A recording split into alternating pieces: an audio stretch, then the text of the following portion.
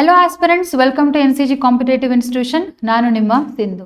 Welcomes to today's Hindu newspaper analysis. ಇವತ್ತಿನ newspaper ಅಲ್ಲಿ ಬಂದಾಗ you have to cover these 6 articles. Then ಇವತ್ತಿನ editorial ನೀವು ಬೇಕಿದ್ರೆ ಸ್ಕಿಪ್ ಮಾಡ್ಬೋದು, ಅಂತಹ ಇಂಪಾರ್ಟೆಂಟ್ ಇನ್ಫಾರ್ಮೇಶನ್ ಏನಿಲ್ಲ.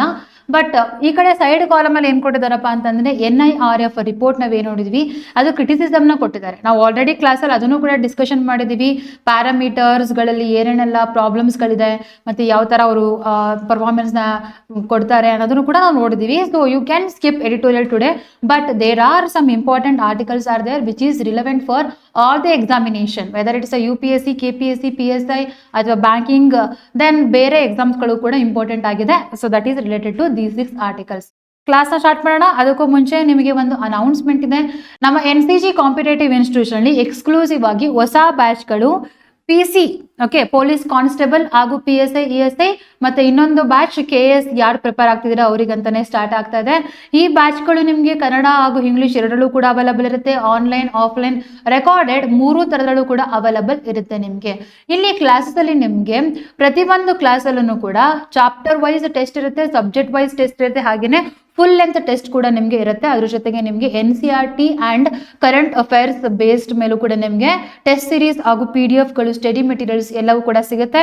1-to-1 mentorship and personal guidance ಕೂಡ ನಿಮಗೆ ಸಿಗುತ್ತೆ. ಸೊ ಓವರ್ ಆಲ್ ನಿಮ್ಮ ಪ್ರಿಪರೇಷನ್ ಇಲ್ಲಿ ನಿಮಗೆ ಆಗುತ್ತೆ. ಹಾಗೇನೆ ನಮ್ಮ NCG ಕಾಂಪಿಟೇಟಿವ್ ಇನ್ಸ್ಟಿಟ್ಯೂಷನ್ ಅಲ್ಲಿ ಎಕ್ಸ್ಕ್ಲೂಸಿವ್ ಆಗಿ ನಿಮಗೆ ಟೆಸ್ಟ್ ಸೀರೀಸ್ ಕೂಡ ಅವೈಲಬಲ್ ಇದೆ. NCERT ಟೆಸ್ಟ್ ಸೀರೀಸ್ ಕೂಡ ಇದೆ, ಹಾಗೇನೆ PSI ESI related test series ಕೂಡ ಅವೈಲಬಲ್ ಇದೆ. ನೀವು ಯಾವ ಎಕ್ಸಾಮ್ಗೆ ಪ್ರಿಪೇರ್ ಆಗ್ತಿದ್ದೀರಾ ಅದ್ರ ಸ್ಪೆಸಿಫಿಕ್ ಕೋರ್ಸಸ್ ಇಲ್ಲಿ ಅವೈಲಬಲ್ ಇರೋದ್ರಿಂದ ನೀವು ಚೆನ್ನಾಗಿ ಪ್ರಿಪರೇಷನ್ ಮಾಡಬಹುದು. ಸೊ ಇನ್ನೇನಕ್ಕೆ ವೇಟ್ ಮಾಡ್ತಿದ್ರೆ ಇಲ್ಲಿ ಕೆಳಗಡೆ ಕಾಣಿಸಿರೋ ನಂಬರಿಗಾದ್ರೂ ಕಾಲ್ ಮಾಡಿ ಅಥವಾ ನಮ್ಮ ಆಫ್ಲೈನ್ ಸೆಂಟರ್ ವಿಜಯನಗರಲ್ಲಿದೆ, ಬಂದು ಒಂದ್ಸರಿ ವಿಸಿಟ್ ಮಾಡಿ ನೀವು ಕೌನ್ಸಿಲಿಂಗ್ ನ ತಗೋಬಹುದು. ದೆನ್ ಡೆಮೋ ಕ್ಲಾಸ್ ಕೂಡ ತಗೋಬಹುದು. ಸೊ ಇಷ್ಟನ್ನು ಹೇಳ್ತಾ ಇವತ್ತಿನ ಕ್ಲಾಸ್ನ ಸ್ಟಾರ್ಟ್ ಮಾಡೋಣ. ಅದಕ್ಕೂ ಮುಂಚೆ ಇವತ್ತು ಫಸ್ಟ್ ಆರ್ಟಿಕಲ್ ಏನಪ್ಪಾ ಅಂತಂದ್ರೆ that is 2 factor authentication. Okay, so ಎಷ್ಟು ಜನಕ್ಕೆ ಈ 2 ಫ್ಯಾಕ್ಟರ್ ಅಥೆಂಟಿಕೇಶನ್ ಬಗ್ಗೆ ಗೊತ್ತಿಲ್ಲ ಅನ್ನೋದನ್ನ ಟೆಸ್ಟ್ ಮಾಡೋದಕ್ಕೆ ಇಲ್ಲಿ ಒಂದು ಕ್ವಶನ್ ಇದೆ. ಈ ಕ್ವಶನ್ಗೆ ಆನ್ಸರ್ ನ ಮಾಡಿ. Question is that consider the following about the 2 factor authentication. Okay, 2FA ಅಂತಾನೂ ಕೂಡ ಕರೀತಾರೆ. It requires both something you know and something you have. Okay, so what is this something you know, something you have? ಅದು ನಿಮ್ಗೆ ಗೊತ್ತಾಗಬೇಕಂತಂದ್ರೆ ಇವತ್ತಿನ article ನ ನೀವು ಓದಿರ್ಬೇಕು ಅಥವಾ ನಾನು ಹೇಳೋ ಎಕ್ಸ್ಪ್ಲನೇಷನ್ ನೀವು ಕರೆಕ್ಟ್ ಆಗಿ ಕೇಳಿಸ್ಕೋಬೇಕು. ದೆನ್ TOTP ಗೊತ್ತು ma'am, what is this TOTP? ಅದನ್ನು ಕೂಡ ಎಕ್ಸ್ಪ್ಲೇನ್ ಮಾಡ್ತೀನಿ, ವೇಟ್ ಮಾಡಿ. TOTP is valid indefinitely until manually revoked. And a second one, HMAC is used in generating TOTPs. ಹಾಗಿದ್ರೆ ಈ ಕ್ವಶನ್ ಸ್ಟೇಟ್ಮೆಂಟ್ಗಳಲ್ಲಿ ಯಾವ ಸ್ಟೇಟ್ಮೆಂಟ್ ಕರೆಕ್ಟ್ ಆಗಿದೆ ಅನ್ನೋದನ್ನ ನೀವು ನಮಗೆ ಕಮೆಂಟ್ ಮಾಡಿ ತಿಳಿಸ್ಬೇಕು. ಸೊ ಕಂಪ್ಲೀಟ್ ಆಗಿ ನಾವು ಇವಾಗ 2 ಫ್ಯಾಕ್ಟರ್ ಅಥೆಂಟಿಕೇಶನ್ ಅಂದ್ರೆ ಏನು ಅನ್ನೋದನ್ನ ನಾವು ತಿಳ್ಕೊಳ್ತಾ ಬರೋಣ. ಎಲ್ಲರೂ ಕೂಡ ವಾಟ್ಸಪ್ ಯೂಸ್ ಮಾಡ್ತೀರಲ್ವಾ? ವಾಟ್ಸಪ್ನ ಯೂಸ್ ಮಾಡಬೇಕಾದ್ರೆ ನಿಮ್ಗೆ end-to-end ಎನ್ಕ್ರಿಪ್ಷನ್ ಅಂತ ಬರುತ್ತೆ. ಅಥವಾ ಒಂದೊಂದ್ಸರಿ ನೀವು ಲಾಗಿನ್ ಆಗಬೇಕಾದ್ರೆ ಮಲ್ಟಿಪಲ್ ಡಿವೈಸಸ್ಗಳಲ್ಲಿ ನೀವು ಲಾಗಿನ್ ಅದರಲ್ಲಿ 2 ಸ್ಟೆಪ್ ವೆರಿಫಿಕೇಶನ್. ಒಂದು ನಿಮ್ಮ ಮೊಬೈಲ್ಗೆ OTP ಬರುತ್ತೆ ಅಂಡ್ ಇನ್ನೊಂದು ಕೀನ ನೀವು ಸೆಟ್ ಮಾಡಿರ್ತೀರಾ, ಅಲ್ಲಿ 2 ಸ್ಟೆಪ್ ವೆರಿಫಿಕೇಶನ್ ಅಂತ ಬರುತ್ತೆ. ಅಲ್ಲಿ ನೀವೇನು ಕೀ ಸೆಟ್ ಮಾಡಿದ್ದೀರಾ ಅದನ್ನ ಹಾಕ್ತೀರಾ. ದೆನ್ ಅವಾಗ ಏನಾಗುತ್ತಪ್ಪ ಅಂದ್ರೆ ನಿಮ್ಮ ವಾಟ್ಸಪ್ ಓಪನ್ ಆಗುತ್ತೆ. ಅದೇ ತರ ಸೇಮ್ ಇದನ್ನು ಕೂಡ ನಾವು ಯಾವ್ದಾದ್ರು ಆ್ಯಪ್ಗಳನ್ನ ಅಥವಾ ಯಾವ್ದಾದ್ರು ಬ್ಯಾಂಕಿಂಗ್ ಸರ್ವಿಸ್ನ ಮಾಡಬೇಕಾದ್ರೂ ಕೂಡ ಬರೀ ಜಸ್ಟ್ OTP ಅದ್ರ ಜೊತೆಗೇನೆ ಇನ್ನೊಂದು ಏನ್ ಮಾಡ್ಬೋದಪ್ಪ ಅಂದ್ರೆ ಇನ್ನೊಂದು OTPನ ಅಥವಾ ಒಂದು ಸೀಕ್ರೆಟ್ ಕೀನ ನೀವು ಹಾಕಬಹುದು. ಇದನ್ನ ಏನಂತ ಕರೀತಾರೆ? 2 ಫ್ಯಾಕ್ಟರ್ ಅಥೆಂಟಿಕೇಶನ್ ಅಂತ ಕರೆಯುವಂಥದ್ದು. ವೈ ಇಟ್ ಈಸ್ ಇಂಪಾರ್ಟೆಂಟ್, ಇದರಿಂದ ಅಡ್ವಾಂಟೇಜ್ ಏನು, ಡಿಸ್ಅಡ್ವಾಂಟೇಜ್ ಏನು, everything we will discuss in this article. Okay, so first one, as we know that ಇವಾಗಿರುವಂತಹ ಸೈಬರ್ ಥ್ರೆಟ್ಗಳಲ್ಲಿ ಬಂದಾಗ ನಾವು ಜಸ್ಟ್ ನಮ್ಮ ಮೊಬೈಲ್ ಫೋನ್ಗಾಗಿರ್ಬೋದು, ಆ್ಯಪ್ಸ್ಗಳಾಗಿರ್ಬೋದು, ಬರೀ ಪಾಸ್ವರ್ಡ್ ಸೆಟ್ ಮಾಡಿದ್ರೆ ಅದನ್ನು ಕೂಡ ಕ್ರ್ಯಾಕ್ ಮಾಡುವಂತ ಎಬಿಲಿಟೀಸ್ ಇದೆಯಾ? ಎಸ್ ಇದೆ. ಅದರಿಂದ ಸೈಬರ್ ಫ್ರಾಡ್ಗಳು ಆಗ್ತಾ ಇದೆಯಾ? Yes, it is happening. Then ಇದಕ್ಕೆ ಬೆಸ್ಟ್ ಆಪ್ಷನ್ ಏನಪ್ಪಾ ಅಂತಂದ್ರೆ that is the 2 factor authentication. Then ಇವಾಗ ರೀಸೆಂಟ್ ಆಗಿ ಟ್ರೆಂಡಿಂಗ್ ಅಲ್ಲಿ ಇರುವಂತಹ 2 ಫ್ಯಾಕ್ಟರ್ ಅಥೆಂಟಿಕೇಶನ್ ಯಾವ್ದಪ್ಪ ಅಂತಂದ್ರೆ ಗೂಗಲ್ ಸರ್ವಿಸ್ ಅವರು ಪ್ರೊವೈಡ್ ಮಾಡ್ತಿರುವಂತಹ Google authentication is the best service. Then ಇಲ್ಲಿ ಏನ್ ಮಾಡ್ತಾರಪ್ಪ ಅಂತಂದ್ರೆ 2 ತರ ಅಥೆಂಟಿಕೇಶನ್ ಆಗ್ತಾ ಬರುತ್ತೆ. ಒಂದು something you know. Something you know means what? You already set some password. So that is something you know. And a second one is something you have. Authenticator app ಅಥವಾ token or OTP. Okay, so ಇಲ್ಲಿ ಬಂದಾಗ ನಮ್ಮ mobile ಫೋನಲ್ಲಿ ಅಥವಾ ನಿಮ್ಮ mobile ಫೋನಲ್ಲಿ ನೀವೇನ್ ಮಾಡ್ಬೇಕಪ್ಪ ಅಂದ್ರೆ ಈ ಗೂಗಲ್ ಅಥೆಂಟಿಕೇಶನ್ ನ ಡೌನ್ಲೋಡ್ ಮಾಡಿ ಇಟ್ಕೊಂಡಿರ್ಬೇಕು. So it as the all the datas of your app, ಯಾವುದಕ್ಕೆ ನೀವು ಪಾಸ್ವರ್ಡ್ನ ಸೆಟ್ ಮಾಡಿದ್ದೀರಾ ಮತ್ತು ಯಾವುದರಲ್ಲಿ ನೀವು 2 ಫ್ಯಾಕ್ಟರ್ ವೆರಿಫಿಕೇಶನ್ನ ಕೊಟ್ಟಿದ್ದೀರಾ. ಎಕ್ಸಾಂಪಲ್ ನಿಮ್ಮ ಜಿ ಪೇ ಆಗಿರ್ಬೋದು ಅಥವಾ ಬ್ಯಾಂಕಲ್ಲಿ ರಿಲೇಟೆಡ್ ಆ್ಯಪ್ಸ್ಗಳಾಗಿರ್ಬೋದು, ದೆನ್ ಅಥವಾ ನಿಮ್ದು ಯಾವುದೋ ಒಂದು ಸೋಷಿಯಲ್ ಮೀಡಿಯಾ ಅಕೌಂಟ್ ಆಗಿರ್ಬೋದು, ಅಲ್ಲಿ ಜಸ್ಟ್ ನಿಮಗೆ you are not satisfied with just having a password. Then to secure your data and cyber ಥ್ರೆಟ್ಗಳನ್ನ ಆಗೋದನ್ನ ತಡೆಯೋದಕ್ಕೆ what you need, so you want to have a 2-step verification or 2-factor authentication ಅಂಥದಕ್ಕೆಲ್ಲ ನೀವು ಎನೇಬಲ್ನ ಮಾಡಿದ್ರಿ ಅಂತ ಹೇಳಿದ್ರೆ ಅಲ್ಲಿ ಏನಾಗುತ್ತಪ್ಪ ಅಂತಂದ್ರೆ ನಿಮಗೆ ಹೊಸದಾಗಿ ಒಂದು OTP ಜನರೇಟ್ ಆಗುತ್ತೆ, 6 numbers OTP. ಅದನ್ನ ನೀವು ಹಾಕ್ಬೇಕಾಗತ್ತೆ along with your password whenever you want to do a transaction, whenever you want to send open that app, ಅಥವಾ ಯಾರಿಗಾದ್ರೂ ಏನಾದರೂ ವಿಡಿಯೋಸ್ಗಳನ್ನ ಸೆಂಡ್ ಮಾಡ್ಬೇಕಂತಂದ್ರೆ all these things to secure your data ನೀವು ಮಾಡಬೇಕಾಗತ್ತೆ. ಸೊ ಅದನ್ನ ನಾವೇನಂತ ಕರಿತೀವಿ, ಒಂದು something you know that is your password and something you have that is authenticator app ಅಥವಾ ಟೋಕನ್ ಅಥವಾ OTP. Okay, so this is called just 2-factor verification. Then ಅದಾದ್ಮೇಲೆ ಇಲ್ಲಿ ಬಂದಾಗ first you should know what is OTP and what is TOTP. Okay, OTP ಅಂತ ಬಂದಾಗ ಏನು, it is a one time password and TOTP ಅಂತ ಬಂದಾಗ one time password. Okay, so one time password ಏನಿದೆಯಪ್ಪ ಅಂತಂದ್ರೆ it is a short numerical code valid only for a single session or the transaction. Okay, ಒಂದು ಸರಿ ನಿಮ್ಮ mobile ಫೋನಿಗೆ ಏನಾದರೂ ಕೂಡ OTP ಬಂತು ಅಂದ್ರೆ, ಒನ್ ಟೈಮ್ ಪಾಸ್ವರ್ಡ್ ಬಂತು ಅಂತಂದ್ರೆ ಆ ಸೆಷನ್ ಲಾಗಿನ್ ಆಗಬೇಕಾಗತ್ತೆ. ನೀವಾಗ OTP ಹಾಕಿದ್ರೆ ಏನಾಗುತ್ತಪ್ಪ ಅಂದ್ರೆ ನಿಮಗೆ ಏನು ಲಾಗಿನ್ ಆಗಬೇಕಿತ್ತ ಇಲ್ಲ ಏನು ವೆರಿಫಿಕೇಶನ್ ಮಾಡಬೇಕಿತ್ತು ಅದು ವೆರಿಫಿಕೇಶನ್ ಆಗುತ್ತೆ. ಬಟ್ ಇದರಲ್ಲಿ ಎಲ್ಲದರಲ್ಲೂ ಕೂಡ ಟೈಮ್ ಸೆಟ್ ಮಾಡಿರಲ್ಲ. ಕೆಲವೊಂದನ್ನ ನೀವು ಇವತ್ತು OTP ಜನರೇಟ್ ಆಗುತ್ತೆ, ನಾಳೆನೂ ಕೂಡ ಅಪ್ಲೈ ಮಾಡ್ಬೋದು. ಬಟ್ ಯಾವುದಕ್ಕೆ ಟೈಮ್ನ ಸೆಟ್ ಮಾಡಿರ್ತಾರೋ ಪರ್ಟಿಕ್ಯುಲರ್ ಆಗಲಿ, this OTP is valid for 30 seconds, this OTP is valid for 1 minute, this OTP is valid for 2 minutes, ಆ ಥರದ ನಾವೇನಂತ ಕರಿತೀವಪ್ಪ ಅಂದ್ರೆ TOTP. Okay, one time password ಅಂತ ನಾವು ಕರಿತೀವಿ. That's the difference between the OTP and the TOTP. ಇವೆರಡನ್ನೂ ಕೂಡ ಏನಕ್ಕೆ ಇರೋದಪ್ಪ ಅಂತಂದ್ರೆ to reduce the risk of the credential threat. But OTP ಬಂದಾಗ ನಾವೇನು ನೋಡ್ತಿದ್ದೀವಪ್ಪ ಅಂದ್ರೆ ಟೈಮ್ ಬೌಂಡ್ ಇಲ್ದಿರೋದ್ರಿಂದ ಏನ್ ಮಾಡಬಹುದು, ಅದನ್ನ ಯಾರು ಬೇಕಾದ್ರೂ ಯಾವಾಗ ಬೇಕಾದ್ರೂ ಯೂಸ್ ಮಾಡಬಹುದು, ಅಕಸ್ಮಾತ್ ನೀವು ಅದನ್ನ ಯೂಸ್ ಮಾಡಿಲ್ಲ ಅಂತ ಹೇಳಿದ್ರಿ. ಬಟ್ ಈ time based one time password ಏನಿದೆಯೋ ಅಲ್ಲಿ ರಿಸ್ಟ್ರಿಕ್ಷನ್ ಟೈಮ್ ಕೊಟ್ಟಿರೋದ್ರಿಂದ within 30 seconds, within 1 minute, if you are not using that one, ಅದೇನಾಗುತ್ತೆ, ಎಕ್ಸ್ಪೈರಿ ಆಗುತ್ತೆ. ಯಾರು ನಿಮ್ ಡೇಟಾ ಸ್ಟೀಲ್ ಮಾಡಿರ್ತಾರೆ ಅಂತ ಅನ್ಕೊಳ್ಳೋಣ, ಟೈಮ್ ಜಸ್ಟ್ 30 seconds ಇರುತ್ತೆ. ಅವರಲ್ಲಿ ಎಲ್ಲ ಕ್ರೆಡೆನ್ಷಿಯಲ್ ಹಾಕೋಷ್ಟೊಳಗೆ ಅಕಸ್ಮಾತ್ ಆ OTP ಎಕ್ಸ್ಪೈರ್ ಆಯ್ತು ಅಂತ ಹೇಳಿದ್ರೆ ಅವ್ರು ಪುನಃ ನಿಮ್ಮ ಕ್ರೆಡೆನ್ಷಿಯಲ್ ತಗೋಬೇಕು ಅಂತಂದ್ರೆ ಅವ್ರು ಏನ್ ಮಾಡ್ಬೇಕು, ಹೊಸದಾಗಿ ಇನ್ನೊಂದು OTP ನ ಸೆಂಡ್ ಮಾಡಬೇಕು. ಓಕೆ, ಸೊ ದೆನ್ ಪುನಃ ನಿಮ್ಗೆ OTP ರಿಸೀವ್ ಆಗ್ತಾರೆ, ನಿಮ್ಗೆ ಅಲ್ಲೇ ಗೊತ್ತಾಗುತ್ತೆ it is a kind of cyber threat ಇರ್ಬೋದು ಅಂತ ಹೇಳಿ. ಅಲ್ಲೇನ್ ಮಾಡ್ಬೋದಪ್ಪ ಅಂದ್ರೆ ನೀವು ಅದನ್ನ ಬ್ಲಾಕ್ ಮಾಡಬಹುದು. ಅಥವಾ ನಿಮ್ಮ ಮೊಬೈಲ್ ಫೋನ್ ಅಲ್ಲಿ ಏನಾದ್ರು ಕೂಡ ಈ ಅಥೆಂಟಿಕೇಶನ್ ಆಪ್ ಇತ್ತು ಅಂತಂದ್ರೆ ಅದನ್ನ ಏನ್ ಮಾಡುತ್ತಪ್ಪ ಅಂದ್ರೆ ಬ್ಲಾಕ್ ಮಾಡುತ್ತೆ. Okay, so that is the main difference between this OTP and TOTP.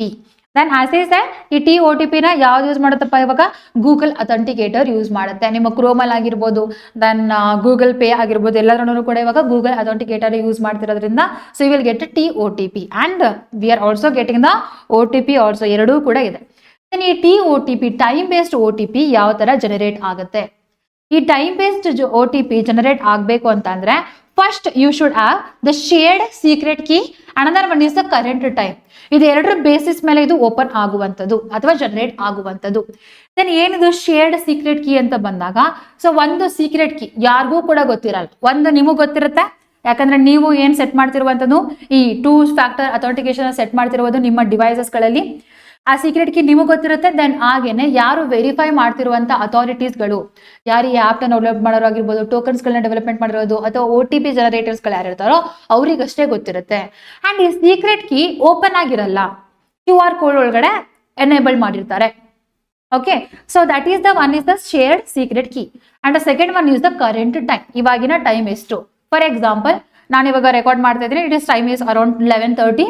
Then 11:30 seconds ತನಕ ಆ OTP ಏನಾಗಿರುತ್ತಪ್ಪ ಅಂತಂದ್ರೆ ವ್ಯಾಲಿಡ್ ಇರುತ್ತೆ.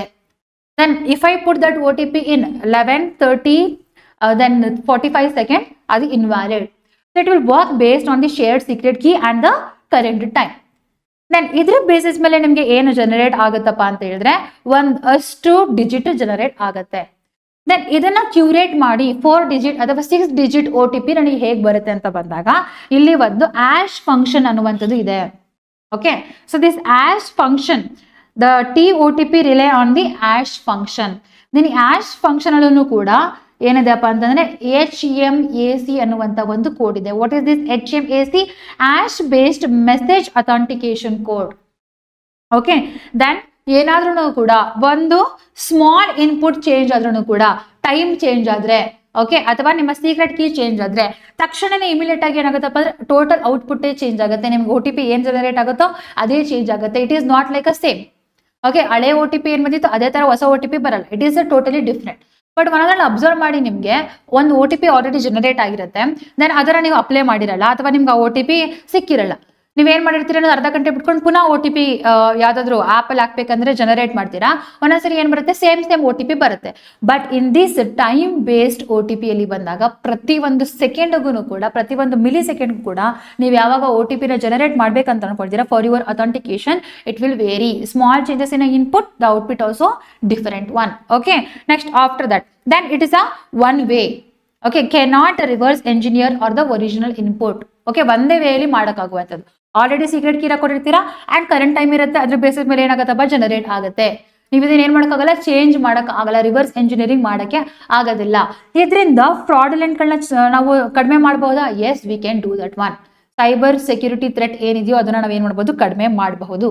Then it provides the authenticity. The code belongs to a secret key and integrity which cannot be altered. Okay, so next after that, so ಯಾವ ತರ OTP generate ಆಗುತ್ತೆ, TOTP generate ಆಗುತ್ತೆ. First ಏನಾಗುತ್ತಪ್ಪ, time basis ಮೇಲೆ ಮತ್ತೆ ನಿಮ್ಮ secret basis ಮೇಲೆ ಒಂದು HMAC ಫಂಕ್ಷನ್ ಅಪ್ಲೈಡ್ ಆಗಿ 256 ಬಿಟ್ ಔಟ್ಪುಟ್ ಜನರೇಟ್ ಆಗುತ್ತೆ. ಈ 256 ಔಟ್ಪುಟ್ ಏನಿದೆಯೋ ಅದೇನಾಗುತ್ತಪ್ಪ ಅಂದ್ರೆ 4 ಬೈಟ್ ಸ್ಟ್ರಿಂಗ್ ಆಗಿ 32 ಬಿಟ್ ಸ್ಟ್ರಿಂಗ್ ಆಗಿ ಕನ್ವರ್ಟ್ ಆಗುತ್ತೆ. ಅಂಡ್ 32 ಬಿಟ್ ಸ್ಟ್ರಿಂಗ್ ನ ಏನಾಗತ್ತಪ್ಪ ಅಂತಂದ್ರೆ ಅದನ್ನ 10 lakh ಇಂದ ಡಿವೈಡ್ ಮಾಡಿದಾಗ 6 ಡಿಜಿಟ್ ನಂಬರ್ OTP ನಿಮ್ಗೆ ಫಾರ್ಮೇಶನ್ ಆಗುತ್ತೆ. ಫಾರ್ ಎಕ್ಸಾಂಪಲ್ ಇಲ್ಲಿ ಕೊಟ್ಟಿದ್ದಾರೆ ನೋಡಿ, ನಿಮ್ಮ ಸೀಕ್ರೆಟ್ ಕೀ. ಫಾರ್ ಎಕ್ಸಾಂಪಲ್ ಇದು ಡ್ರ್ಯಾಗನ್ ಅಂತ ನಿಮ್ಮ ಸೀಕ್ರೆಟ್ ಕೀ ಇರ್ಬೋದು. ದೆನ್ ಈ ಡ್ರ್ಯಾಗನ್ ಅನ್ನುವಂತಹ ಸೀಕ್ರೆಟ್ ಕೀ ಮೇಲೆ ಈ HMAC ಮತ್ತೆ 256 ಬಿಟ್ದು ಒಂದು ಔಟ್ಪುಟ್ ಫಾರ್ಮೇಶನ್ ಆಗುತ್ತೆ. ದೆನ್ ಇದನ್ನ ಏನ್ ಮಾಡ್ಬೇಕಪ್ಪ ಅಂತಂದ್ರೆ 32 ಬಿಟ್ ಆಗಿ ಇದು ಕನ್ವರ್ಟ್ ಆಗುತ್ತೆ. ದೆನ್ 32 ಬಿಟ್ ಆಗಿ ಕನ್ವರ್ಟ್ ಆಗಿರುವಂತಹ ಸೀಕ್ರೆಟ್ ಕೀನ 10 lakh ಇಂದ ಡಿವೈಡ್ ಮಾಡಿದಾಗ ನಿಮ್ಗೆ ಏನು ರಿಮೈಂಡರ್ ಉಳ್ಕೊಳ್ಳುತ್ತೋ, okay, that is the last 6 digit of your remainder. Then ಅದೇನಾಗುತ್ತಪ್ಪ ಅಂದ್ರೆ OTP ಆಗಿ ಚೇಂಜ್ ಆಗುತ್ತೆ. ಇಲ್ಲಿ ಪ್ರತಿ ಸರಿನೂ ಕೂಡ ನಿಮ್ಮ ಸೀಕ್ರೆಟ್ ಕೀ ಸೇಮ್ ಇದ್ದು ದೆನ್ ಟೈಮ್ ಅಲ್ಲಿ ಚೇಂಜ್ ಆಗ್ತಿರೋದ್ರಿಂದ ಪ್ರತಿ ಒಂದು ಸೆಕೆಂಡ್ಗೂ ಕೂಡ ಏನಾಗುತ್ತಪ್ಪ ಅಂತಂದ್ರೆ ನಂಬರ್ ಚೇಂಜ್ ಆಗುತ್ತೆ. Then number is varies between 0 to 9. Okay, so 0 ಇಂದ 9 ತನಕ ಯಾವ್ದಾದ್ರು ನಂಬರ್ ಬರ್ಬೋದು based on the different key. So this is how it will generate. Then ಅದಾದ್ಮೇಲೆ ಇನ್ನೊಂದಿನ ಯೂಸ್ ಮಾಡ್ತಾರಪ್ಪ ಅಂದ್ರೆ ರಿವರ್ಸಿಬಲ್. ಇದನ್ನ ಏನಕ್ಕೆ ಮಾಡಕ್ಕಾಗಲ್ಲ ಅಂತ ಬಂದಾಗ ಇಲ್ಲಿ ಯೂಸ್ ಮಾಡುವಂತಹ ಕ್ರಿಪ್ಟೋಗ್ರಾಫಿಕ್ ಕಾನ್ಸೆಪ್ಟ್, ಅದರಲ್ಲೂ ಕೂಡ ಯಾವ ಗೇಟ್ ನ ಯೂಸ್ ಮಾಡ್ತಾರೆ, XOR ಗೇಟ್ ನ ಯೂಸ್ ಮಾಡ್ತಾರೆ. ಕಂಪ್ಯೂಟರ್ ಅಲ್ಲಿ ಬಂದಾಗ ನೀವು ನೋಡಿರ್ತೀರಾ. Okay, AND gate, OR gate, XOR gate etcetera. So what is XOR ಅಂತ ಬಂದಾಗ ಎಲ್ಯೂಸಿವ್ OR. ಅಕಸ್ಮಾತ್ ಇಲ್ಲಿ ಎರಡು ಔಟ್ಪುಟ್ ಸೇಮ್ ಇದ್ರೆ, ಲೆಟ್ಸ್ ಟೇಕ್ 0 and 0, ನಿಮ್ಗೆ ಕೀ ಔಟ್ಪುಟ್ ಕೀ ಏನ್ ಜನರೇಟ್ ಆಗುತ್ತೆ, 1 ಜನರೇಟ್ ಆಗುತ್ತೆ. ಓಕೆ, ದೆನ್ 1 and 1 ಇತ್ತು ಅಂತ ಹೇಳಿದ್ರೆ 0 ಬರುತ್ತೆ. ದೆನ್ 0 and 1 ಅಥವಾ 1 and 0 ಇತ್ತು ಅಂತಂದ್ರೆ ನಿಮ್ಗೆ ಅಲ್ಲಿ ಔಟ್ಪುಟ್ ಏನ್ ಬರುತ್ತಪ್ಪ ಅಂತಂದ್ರೆ 0 0 ಜನರೇಟ್ ಆಗುತ್ತೆ. So this is how the XOR gate will work. ಇದನ್ನು ಕೂಡ ಯೂಸ್ ಮಾಡ್ತಾರೆ ಏನಕ್ಕೆ, ಕ್ರಿಪ್ಟೋಗ್ರಾಫಿಕ್ ಕಾನ್ಸೆಪ್ಟ್ ಆಗಿ. ಸೊ ದಟ್ ಈಸ್ ವೈ ಅದನ್ನ ಏನ್ ಮಾಡಕ್ ಆಗಲ್ಲ ಅಂದ್ರೆ ರಿವರ್ಸಿಬಲ್ ಮಾಡಕ್ ಆಗಲ್ಲ. ಯಾರು ಕೂಡ ಅದನ್ನ ಕಾಪಿ ಪೇಸ್ಟ್ ಮಾಡಕ್ ಆಗಲ್ಲ. And that means the cyber threat ಯಾರು ಮಾಡ್ತಿರ್ತಾರೋ ಅವರು ಮಾಡಕ್ ಆಗಲ್ಲ. ದೆನ್ ಇದನ್ನ ಏನಿದು ಟೈಮ್ ಬೇಸ್ಡ್ OTP ಇದೆಯೋ, it is based on the several layers. Time ಆಗಿರ್ಬೋದು, ಸೀಕ್ರೆಟ್ ಕೀ ಆಗಿರ್ಬೋದು, ಅಲ್ಲಿ ಯೂಸ್ ಮಾಡುವಂತ ಆಶ್ ಫಂಕ್ಷನ್ ಆಗಿರ್ಬೋದು, ಅದನ್ನ ಕನ್ವರ್ಟ್ ಮಾಡೋದಾಗಿರ್ಬೋದು. So this are all the different layers. Okay, so ಇಲ್ಲಿ ಜನರೇಟ್ ಆಗುವಂಥದ್ದು ಏನು, ವಿತಿನ್ 30 ಸೆಕೆಂಡ್ ಅರ 1 minute ಜನರೇಟ್ ಆಗೋದ್ರಿಂದ ಯಾರೆಲ್ಲರೂ ಕೂಡ ಈ OTP ನ ಥೆಫ್ಟ್ ಮಾಡೋದಕ್ಕೆ ಟ್ರೈ ಮಾಡ್ತಿರ್ತಾರೋ ಅವರು ಮಲ್ಟಿಪಲ್ ಲೇಯರ್ ನ ಪಾಸ್ ಮಾಡ್ಬೇಕಾಗತ್ತೆ. Then they have a difficulty thing, so they cannot crack the code. Okay, so that's the thing. Then short life span of the code, ಅದನ್ನು ಕೂಡ ಏನ್ ಮಾಡುತ್ತಪ್ಪ ಅಂದ್ರೆ it limits the attacker chances. And if attacker know only one factor, that is like a password or your secret key, but still they cannot generate the code without the secret key, ಅಥವಾ code without the whatever the secret key you set which is inside the QR code. ಅದನ್ನ ಅವರು tag ಮಾಡಿ ಏನ್ ಮಾಡೋಕ್ಕಾಗಲ್ಲ, development ಮಾಡೋದಕ್ಕೆ ಆಗಲ್ಲ. Then ಹಾಗಿದ್ದಾಗ what are all the advantage of this 2-factor authentication ಅಂತ ಬಂದಾಗ, ಒಂದು you will get a enhanced security, the multiple layer security of your data. Second one, it reduces the risk of password based attacks like a phishing ಆಗಿರ್ಬೋದು, brute force ಆಗಿರ್ಬೋದು, key logging ಆಗಿರ್ಬೋದು, credential stuffing. ಇದನ್ನು ಕೂಡ ಕೇಳಬಹುದು ನಿಮಗೆ. Phishing, brute force, key logging, credential stuffings. These are related to what? These are related to the password related cyber security threats. Okay, ಈ ತರನು ಕೂಡ ಕೇಳಬಹುದು. Remember that one. ಇದರಿಂದ ಏನಾಗುತ್ತೆ? There is the limit damage of the weak or the rescued password. ನಿಮ್ಮ password ತುಂಬಾ secure ಆಗಿ ಅಥವಾ ನಿಮ್ಮ ಡೇಟಾ ತುಂಬಾ ಸೆಕ್ಯೂರ್ ಆಗಿ ಇರುತ್ತೆ. Then it protects the secure it will protect the sensitive data like a Gmail, then a government and a corporate accounts ಗಳಾಗಿರ್ಬೋದು, banking sectors ಗಳಾಗಿರ್ಬೋದು, ಇದೆಲ್ಲನೂ ಕೂಡ ಬ್ರೀಚ್ ಆಗೋದ್ರಿಂದ ಅವಾಯ್ಡ್ ಮಾಡುತ್ತೆ. ಅಂಡ್ ಶಾರ್ಟ್ ವ್ಯಾಲಿಡಿಟಿ ಕೋಡ್ ಆಗಿರೋದ್ರಿಂದ ಇದನ್ನ ಏನ್ ಮಾಡೋಕ್ಕಾಗಲ್ಲ, ಅಟ್ಯಾಕರ್ಸ್ಗಳು ಅಷ್ಟು ಈಸಿಯಾಗಿ ಬೇಗ ಕ್ರ್ಯಾಕ್ ಮಾಡಿ OTP ನ ತಗೊಳಕ್ ಆಗೋದಿಲ್ಲ. Then widespread compatibility. It will supports the major services like a Microsoft, banking, Google ಎಲ್ಲಾದ್ರೂ ಆಗಿರೋದ್ರಿಂದ ಏನಾಗುತ್ತಪ್ಪ ಅಂತಂದ್ರೆ ನಿಮ್ಮ ಆಲ್ಮೋಸ್ಟ್ ಎಲ್ಲಾ ಡೇಟಾಗಳು ಕೂಡ ಸೆಕ್ಯೂರ್ ಆಗಿ ಇರುವಂತದ್ದು. Then it will improve the user trust. Okay, then after that, then this authentication app ಅಥವಾ code ಅಥವಾ tokens, they are low cost and high impact. So ಈಸಿಯಾಗಿ ಏನ್ ಮಾಡ್ಬೋದಪ್ಪ ಅಂದ್ರೆ ಎಲ್ಲರೂ ಕೂಡ ಇದನ್ನ ಡೌನ್ಲೋಡ್ ಮಾಡ್ಕೊಂಡು ಯೂಸ್ ಮಾಡಬಹುದು. So these are all the advantages of the 2-factor authentication. But what are all the limits and risk are there? ಎಲ್ಲದರಲ್ಲೂ ಕೂಡ ನೋಡಿದಾಗ ಒಂದು ಅಡ್ವಾಂಟೇಜ್ ನೋಡಿದಾಗ ನಾವೇನ್ ನೋಡ್ತೀವಿ, ಡಿಸ್ಅಡ್ವಾಂಟೇಜ್ ನೋಡ್ತೀವಿ. What are all the limitation? ಒಂದು, ಇಫ್ ಯಾರಿಗೋ ಪಾಸ್ವರ್ಡ್ ಗೊತ್ತಿರದೆ ನಾನು ಸೀಕ್ರೆಟ್ ಕೀ ಏನ್ ಸೆಟ್ ಮಾಡ್ತೀನಿ ಅದು ಕೂಡ ಗೊತ್ತಿದ್ದಾಗ ಅವಾಗ ಥೆಫ್ಟ್ ಆಗ್ಬೋದಾ? S, it is. ದೆನ್ ಅವಾಗ ಏನಾಗುತ್ತೆ? ಸೆಕ್ಯೂರಿಟಿ ಕಾಂಪ್ರಮೈಸ್ಡ್ ಆಗುತ್ತೆ. Second one, phishing attack. Okay, phishing attack ಅಲ್ಲಿ ಮಾಡ್ಬೇಕಾದ್ರೆ ಏನ್ ಮಾಡ್ತಾರಪ್ಪ ಅಂದ್ರೆ they will trick the user to enter the codes. Okay, phishing ಅಂತ ಬಂದಾಗ ಇಲ್ಲಿ ನಾವೇನ್ ನೋಡ್ತೀವಪ್ಪ ಅಂದ್ರೆ ಥ್ರೂ ಇಮೇಲ್ ಅಥವಾ ಥ್ರೂ ಆಪ್ಸ್ ಅಥವಾ SMS ಮುಖಾಂತರ ನಿಮ್ಗೆ ಏನ್ ಮಾಡ್ತಾರೆ, ಲಿಂಕ್ ಗಳನ್ನ ಸೆಂಡ್ ಮಾಡ್ತಾರೆ. Okay, it will look like exactly the original authenticated ಅಥಾರಿಟಿಗಳನ್ನೇ ಸೆಂಡ್ ಮಾಡಿರೋ ತರ ಕಾಣಿಸ್ತಾ ಇರುತ್ತೆ. So that is we will call it as the phishing. So phishing ಅಲ್ಲಿ ಇನ್ನ ಕೂಡ ಏನಾಗುತ್ತಪ್ಪ ಅಂತಂದ್ರೆ ಇದನ್ನ ಕಾಪಿ ಮಾಡುವಂತ ಚಾನ್ಸಸ್ ಜಾಸ್ತಿ ಇದೆ. ನನ್ನ hardware and software synchronisation errors May occur. ಒಂದು ಡಿವೈಸ್ ಇಂದ ಇನ್ನೊಂದು ಡಿವೈಸ್ಗೆ ನೀವು ಚೇಂಜ್ ಮಾಡಿದ್ರಿ ಅಂತ ಹೇಳಿದಾಗ ಅಲ್ಲಿ ಏನಾಗ್ಬೋದಪ್ಪ ಅಂದ್ರೆ error May occur. So this is the main disadvantage are the limitations of this 2-factor authentication. ಅದನ್ನ ಬಿಟ್ರೆ ಇನ್ನೆಲ್ಲವೂ ಕೂಡ ಏನಿದೆಪ್ಪ ಅಂದ್ರೆ ಅಡ್ವಾಂಟೇಜ್ ಇರುವಂತದ್ದು. ಓಕೆ, ಸೊ ನಾವು ಆನ್ಸರ್ ದಿಸ್ ಕ್ವಶನ್. ಇವಾಗ ಈ ಕ್ವಶನ್ ಎಷ್ಟು ಈಸಿ ಆಗಿದೆ ನೋಡಿ. Consider the following about 2-factor authentication. It requires both something you know and something you have. Something you know is password and something you have is your secret key. First statement correct? ಹೌದು. And the TOTP, time-based OTP, is valid indefinitely until the manually revoked. No, it's not indefinitely valid. It's the time frame ಇರುತ್ತೆ, ಆ ಟೈಮಿಗೆ ಅಷ್ಟೇ ಅದು work ಆಗುವಂಥದ್ದು. Then HMAC is used in generating the TOTPs. ಹೌದು. Then ಯಾವ statement correct? 1 and 2 statement option A is the right option. Then ಇದ್ರ basis ಮೇಲೆ ನಿಮ್ಗೆ ಏನಾದ್ರು ಕೂಡ ಮೇನ್ಸ್ ಕ್ವಶನ್ ಬಂದ್ರೆ, ಮೇನ್ ಆಗಿದ್ದು ನಿಮ್ಮ ಸೈಬರ್ ಸೆಕ್ಯೂರಿಟಿಯಲ್ಲಿ GS3 ಅಲ್ಲಿ ಬರುವಂಥದ್ದು ಕ್ವಶನ್ ಯಾವ ತರ ಬರ್ಬೋದಪ್ಪ ಅಂದ್ರೆ discuss the role of 2-factor authentication in enhancing the cyber security. Explain how TOTP strengthens the online security system while highlighting its limitation. ಈ ತರ ಕ್ವಶನ್ಸ್ ಆದ್ರೂ ಬರಬಹುದು. ಅಥವಾ ಈ ಸೈಬರ್ ಸೆಕ್ಯೂರಿಟಿ ರಿಲೇಟೆಡ್ ಬಂದಾಗ ಏನಾದ್ರೂ ನೀವು ಮೆಜರ್ಸ್ಗಳನ್ನ ಬರಿಬೇಕಾದಾಗ ಅವಾಗ್ಲೂ ಕೂಡ ನೀವೇನ್ ಬರಿಬೋದಪ್ಪ ಅಂತಂದ್ರೆ ಈ end-to-end encryption, then 2-step verification ಅದೆಲ್ಲವೂ ಕೂಡ ಓಲ್ಡ್ ಆಯ್ತು ಇವಾಗ. ದೆನ್ ನ್ಯೂ ಆಗಿ ನೀವೇನ್ ಬರಿಬೋದಪ್ಪ ಅಂದ್ರೆ 2-factor authentications ಗಳನ್ನ ನಾವು ಯೂಸ್ ಮಾಡ್ಬೋದು ಅಂತ ನಿಮ್ಮ ಮೆಜರ್ಸ್ ಗಳಲ್ಲಿ ಬರೆದ್ರೆ then your answer have a good validity. ನಿಮ್ಗೆ 1 or 2 ಮಾರ್ಕ್ಸ್ ಏನಾಗತ್ತಪ್ಪ ಅಂದ್ರೆ ಜಾಸ್ತಿ ಸಿಗುತ್ತೆ. ಓಕೆ, ಸೊ ಈ ತರ ನೀವೇನ್ ಮಾಡ್ಬೇಕು, ಕನೆಕ್ಟ್ ಮಾಡ್ಕೊಂಡು ನಿಮ್ಮ ನೋಟ್ಸ್ ನ ನೀವು ಪ್ರಿಪೇರ್ ಮಾಡ್ಕೊಳ್ತಾ ಬರ್ಬೇಕು. ಓಕೆನಾ? ನೆಕ್ಸ್ಟ್ ಸೆಕೆಂಡ್ ಒನ್ ಹೋಗೋಣ. Second article, India Israel bilateral investment treaty. Okay, so yesterday India and Israel finance minister they signed the bilateral investment treaty, not the bilateral agreement. So it's a bilateral investment treaty. You should know this. What it is. Then Israel finance minister your ಹೆಸರು ಏನಪ್ಪ ಅಂದ್ರೆ Bezalel Smotrich visited India and signed the bilateral investment treaty with our finance minister Nirmala Sitharaman. So this is what is there. Then agreement comes amidst the Israel ongoing military operations in Gaza. Okay, we will see Israel ಅಲ್ಲಿ Gaza ಎಲ್ಲಿ ಬರುತ್ತೆ, ಜೆರೂಸಲಂ ಎಲ್ಲಿ ಬರುತ್ತೆ ಎಲ್ಲಾನು ಕೂಡ ನೋಡೋಣ. Then ಈ ಕಡೆ ಇವರು ಫಿನಾನ್ಸ್ ಮಿನಿಸ್ಟರ್ ಬಂದಿದ್ದಾರೆ. ಇಸ್ರೇಲ್ ಅಲ್ಲಿ ಗಾಜಾದಲ್ಲಿ ಏನಾಗಿದೆಪ್ಪ ಅಂದ್ರೆ ಟೆರರಿಸ್ಟ್ ಅಟ್ಯಾಕ್ ಆಗಿರುವಂತದ್ದು. Okay, so that's the thing.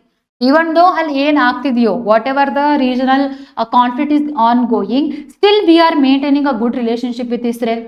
Y we are maintaining the good relationship with Israel? Israel ಅಲ್ಲಿ ಬಂದಾಗ ಎಸ್ಪೆಷಲಿ ಇವಾಗ ತಾನೇ ನಾನು ಡಿಸ್ಕಷನ್ ಮಾಡಿದೆ, ನಮ್ಮ ಸೈಬರ್ ಸೆಕ್ಯೂರಿಟಿ ಸೈಬರ್ ಸೆಕ್ಯೂರಿಟಿಗೆ ಬೇಕಾಗಿರುವಂತ ಆಲ್ಮೋಸ್ಟ್ ಆಲ್ ದಿ ಸಾಫ್ಟ್ವೇರ್ಗಳಾಗಿರ್ಬೋದು and a technology to identify the cyber ಥ್ರೆಟ್ಸ್ಗಳಾಗಿರ್ಬೋದು, then ಡ್ರೋನ್ಸ್ಗಳಾಗಿರ್ಬೋದು and ಕೆಲವೊಂದು ಮಿಸೈಲ್ಸ್ಗಳನ್ನ ನಾವು ಏನ್ ಮಾಡಿದೀವಪ್ಪ ಅಂತಂದ್ರೆ ಇಸ್ರೇಲ್ ಅವ್ರ ಹತ್ರದಿಂದ ತಗೊಂಡಿದೀವಿ. ಅಂಡ್ ಇಸ್ರೇಲ್ ಹತ್ರ ನಾವು ಏನ್ ಈ ಟೆಕ್ನಾಲಜಿನ ನೋಡ್ತಾ ಇದೀವಿ, ಲೈಕ್ ಕ್ರಿಟಿಕಲ್ ಟೆಕ್ನಾಲಜಿ ಅಂತಾನೆ ಹೇಳ್ಬೋದು, ನಮ್ಮ ಇರುವಂತಹ ದೊಡ್ಡ ದೊಡ್ಡ ಇನ್ಫ್ರಾಸ್ಟ್ರಕ್ಚರ್ಸ್ಗಳನ್ನೆಲ್ಲ ಕೂಡ ಪ್ರೊಟೆಕ್ಟ್ ಮಾಡೋದಕ್ಕೆ ಅದನ್ನೆಲ್ಲವೂ ಕೂಡ ನಾವು ಎಲ್ಲಿಂದ ತಗೊಂಡಿದೀವಿ, ಇಸ್ರೇಲ್ ಇಂದ ತಗೊಂಡಿದೀವಿ. Okay, so that is why Israel is also very important for us. And recent ಆಗಿ ಆದಂತಹ I2U2 ಸಮಿಟ್ ಅಥವಾ I2U2 ಆರ್ಗನೈಸೇಷನ್, ಓಕೆ, ಅಲ್ಲೂ ಕೂಡ India and Israel, USA and UAE ಇದು 4 ಜನ ಸೇರ್ಕೊಂಡು ಮಾಡಿರುವಂತ summit. So that will show are how friendly we are with the Israel. ಅದಕ್ಕೋಸ್ಕರ ಈವನ್ ಅಲ್ಲಿ ಟೆರರಿಸ್ಟ್ ಅಟ್ಯಾಕ್ ಆಗಿದ್ದನ್ನು ಕಂಡಮನ್ ಮಾಡಿದ್ರು ಕೂಡ, ಅಲ್ಲಿ ಆಗ್ತಿರುವಂತಹ ಹ್ಯೂಮನ್ ರೈಟ್ಸ್ ವೈಲೇಷನ್ ಆದ್ರೂ ಕೂಡ somewhat we are maintaining a good relationship with Israel. Okay, so we will study about the Israel India relationship ಬಗ್ಗೆ ನೋಡೋಣ. ಅಂಡ್ ಅದಾದ್ಮೇಲೆ ಇವತ್ತಿನ ಅಗ್ರಿಮೆಂಟ್ ಏನಿದೆ ಅನ್ನೋದು ಕೂಡ ನಾವು ನೋಡ್ತಾ ಬರೋಣ.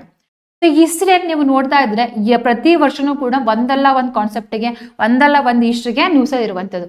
And every day newspaper ಅಲ್ಲಿ ನೀವು ಆಲ್ಮೋಸ್ಟ್ ಇವಾಗ 3 to 4 months ಇಂದ so either you will see about Russia Ukraine and the Palestine clashes. Okay, so ಅದರಿಂದ ಬಂದಾಗ ನಿಮಗೆ ಇಸ್ರೇಲ್ ಕಂಪ್ಲೀಟ್ ಮ್ಯಾಪ್ ನಿಮಗೆ ಗೊತ್ತಿರಬೇಕು. ಇಸ್ರೇಲ್ ಎಲ್ಲಿದೆ, ದೆನ್ ಅದ್ರ ಸುತ್ತ ಯಾವ್ಯಾವ ದೇಶಗಳಿದೆ, ಏನಿದೆ ಅನ್ನೋದು ಕೂಡ ನಿಮ್ಗೆ ಗೊತ್ತಿರಬೇಕು. So first of all Israel ಅಲ್ಲಿ ಬಂದಾಗ ಇಸ್ರೇಲ್ ಯಾವ ಯಾವ ದೇಶಗಳು, ನಾವು ಇಸ್ರೇಲ್ನ ಎಲ್ಲಿ ನೋಡ್ತೀವಪ್ಪ ಅಂತಂದ್ರೆ ನಮ್ಮ ವೆಸ್ಟ್ ಏಷ್ಯನ್ ಕಾಂಟಿನೆಂಟ್ ಅಲ್ಲಿ ನೋಡ್ತೀವಿ. ನಾನು ಇಸ್ರೇಲ್ ಯಾವ ಯಾವ ದೇಶದ ಜೊತೆ ಬಾರ್ಡರ್ನ ಶೇರ್ ಮಾಡುತ್ತೆ ಅಂತ ಬಂದಾಗ ನಾವು ನೋಡೋದಿದ್ರೆ ನಾರ್ತ್ ಅಲ್ಲಿ ಲೆಬನಾನ್, ದೆನ್ ಅದಾದ್ಮೇಲೆ ನಾರ್ತ್ ಈಸ್ಟ್ ಅಲ್ಲಿ ಬಂದಾಗ ಸಿರಿಯಾ, ಈಸ್ಟ್ ಅಲ್ಲಿ ಬಂದಾಗ ಜಾರ್ಡನ್, ಸೌತ್ ವೆಸ್ಟ್ ಅಲ್ಲಿ ಬಂದಾಗ ಈಜಿಪ್ಟ್ ಅಂಡ್ ವೆಸ್ಟರ್ನ್ ಸೈಡ್ ಅಲ್ಲಿ ಬಂದಾಗ ನಾವೇನ್ ನೋಡ್ತೀವಪ್ಪ ಅಂದ್ರೆ ಮೆಡಿಟೇರಿಯನ್ ಸಿ ಜೊತೆ ಬಾರ್ಡರ್ನ ಶೇರ್ ಮಾಡ್ತಾ ಇದೆ. ಹಾಗಿದ್ರೆ ಇಸ್ರೇಲಿಗೆ ವಾಟರ್ ಕೋಸ್ಟಲ್ ಏರಿಯಾ ಇದೆಯಾ ಅಂತ ಬಂದಾಗ yes it is there. So it is sharing with the Mediterranean sea. Other ಬಿಟ್ಟು ಯಾವ್ಯಾವುದು Lebanon, Syria, Jordan and Egypt. Okay, then ಅಲ್ಲಿ ಬಂದಾಗ Israel is also sharing the border with Dead Sea. Dead Sea ಯಾವ್ಯಾವ ದೇಶಗಳ ನಡುವೆ ಇದೆ, ಒಂದು Israel, ಇನ್ನೊಂದು ಜಾರ್ಡನ್ ನಡುವೆ ಇರುವಂತಹದ್ದು Dead Sea. Okay, Dead Sea ಅಲ್ಲಿ ಬಂದಾಗ ನಿಮ್ಗೆ ಏನ್ ಗೊತ್ತು, ಡೆನ್ಸಿಟಿ ಜಾಸ್ತಿ ಇದೆ, the salt content is very very high. ಅಲ್ಲಿ ಹೋಗಿ ನೀವು ಸ್ವಿಮ್ ಮಾಡೋನು ಕೂಡ ಏನಾಗಲ್ಲ, ಮುಳುಗೋಗಲ್ಲ. That is why it is very very important. Then ಇಲ್ಲಿ ಬಂದಾಗ ಸೊ ನಾವು ಇಸ್ರೇಲ್ ಅಲ್ಲಿ ಏನ್ ಕಾನ್ಫ್ಲಿಕ್ಟ್ ನೋಡ್ತಿದೀವಪ್ಪ ಅಂತಂದ್ರೆ ದ ಪ್ಯಾಲೆಸ್ಟೈನ್ ಇಶ್ಯೂಸ್ಗಳನ್ನ ನೋಡ್ತಾ ಇದೀವಿ. ದಿಸ್ ಪ್ಯಾಲೆಸ್ಟೈನ್ ಎಲ್ಲಿ ಬರುತ್ತಪ್ಪ ಅಂತಂದ್ರೆ ಈ ವೆಸ್ಟರ್ನ್ ಬ್ಯಾಂಕ್ ಆಫ್ ಇಸ್ರೇಲ್ ಅಲ್ಲಿ ಬರುವಂತದ್ದು. ಸೊ ಯಾರ್ you will see the Palestine. ಈ ಜೆರುಸಲಂ ಎಲ್ಲಿದೆಪ್ಪ ಅಂತಂದ್ರೆ ಅಲ್ಲೇನೆ ನೀವು ಪ್ಯಾಲೆಸ್ಟೈನ್ ನೋಡುವಂಥದ್ದು. ಇಲ್ಲಿ ಕಾನ್ಫ್ಲಿಕ್ಟ್ ಆದಾಗ ಇಲ್ಲಿಯ ಎಲ್ಲಾ ಜನಗಳು ಎಲ್ಲಿ ಬಂದು ಸೇರ್ಕೊಳ್ತಾ ಇದ್ದಾರೆ, ಈ ಗಾಜಾ ಸ್ಟ್ರಿಪ್ಗೆ ಬಂದು ಸೇರ್ಕೊಂಡ್ರು. Okay, they migrated from that Palestine region, especially the Jews, and they are staying in this Gaza strip. Then ಇಲ್ಲಿಂದ ಈಜಿಪ್ಟ್ಗೆ ಹೋಗೋದಾಗ್ಲಿ ಅಥವಾ ಬೇರೆ ದೇಶಗಳಿಗೆ ಹೋಗೋದಾಗ್ಲಿ ಟ್ರೈ ಮಾಡ್ತಾ ಇದ್ದಾರೆ. ಬಟ್ ಇವಾಗ ಏನ್ ಮಾಡಿದಾರಪ್ಪ ಅಂತಂದ್ರೆ ಈ ಗಾಜಾ ಸ್ಟ್ರಿಪ್ ಮೇಲೂ ಕೂಡ ಅಟ್ಯಾಕ್ ಆಗಿದೆ. ಈ ಗಾಜಾ ಸ್ಟ್ರಿಪ್ ಮೇಲೆ not only the Israeli government is attacking, then ಇಲ್ಲಿ ಇರುವಂತಹ ಒಂದು ರೆಬಲ್ ಗ್ರೂಪ್ ಔತೀಸ್ ಅಂತ ಕರಿತೀವಿ, ಅವ್ರೂ ಕೂಡ ಏನ್ ಮಾಡ್ತಾರಪ್ಪ ಅಂದ್ರೆ ಈ ಗಾಜಾ ಸ್ಟ್ರಿಪ್ ಮೇಲೆ ಅಟ್ಯಾಕ್ ನ ಮಾಡ್ತಾ ಇರ್ತಾರೆ. ಈ ಗಾಜಾ ಸ್ಟ್ರಿಪ್ ಯಾವ ಯಾವ ದೇಶಗಳ ನಡುವೆ ಇದೆ, ಒಂದು ಈಜಿಪ್ಟ್ ಅಂಡ್ ಇಸ್ರೇಲ್ ನಡುವೆ ಇರುವಂತದ್ದು. Okay, so you have to know this thing also. Okay, next after that we will move on to the bilateral relationship between India and Israel. So 1948 ಅಲ್ಲಿ so India Israel ಏನಾಯ್ತಪ್ಪ ಅಂತಂದ್ರೆ independence ನ declare ಮಾಡ್ಕೊಳ್ತು. But ಅವಾಗ India ಏನ್ ಮಾಡಿರಲಿಲ್ಲ, ಇಸ್ರೇಲ್ನ direct ಆಗಿ ರೆಕಗ್ನೈಸ್ ಮಾಡಿರ್ಲಿಲ್ಲ. ದೆನ್ ಆಫ್ಟರ್ 1950 ಅಲ್ಲಿ India recognised Israel as the officially.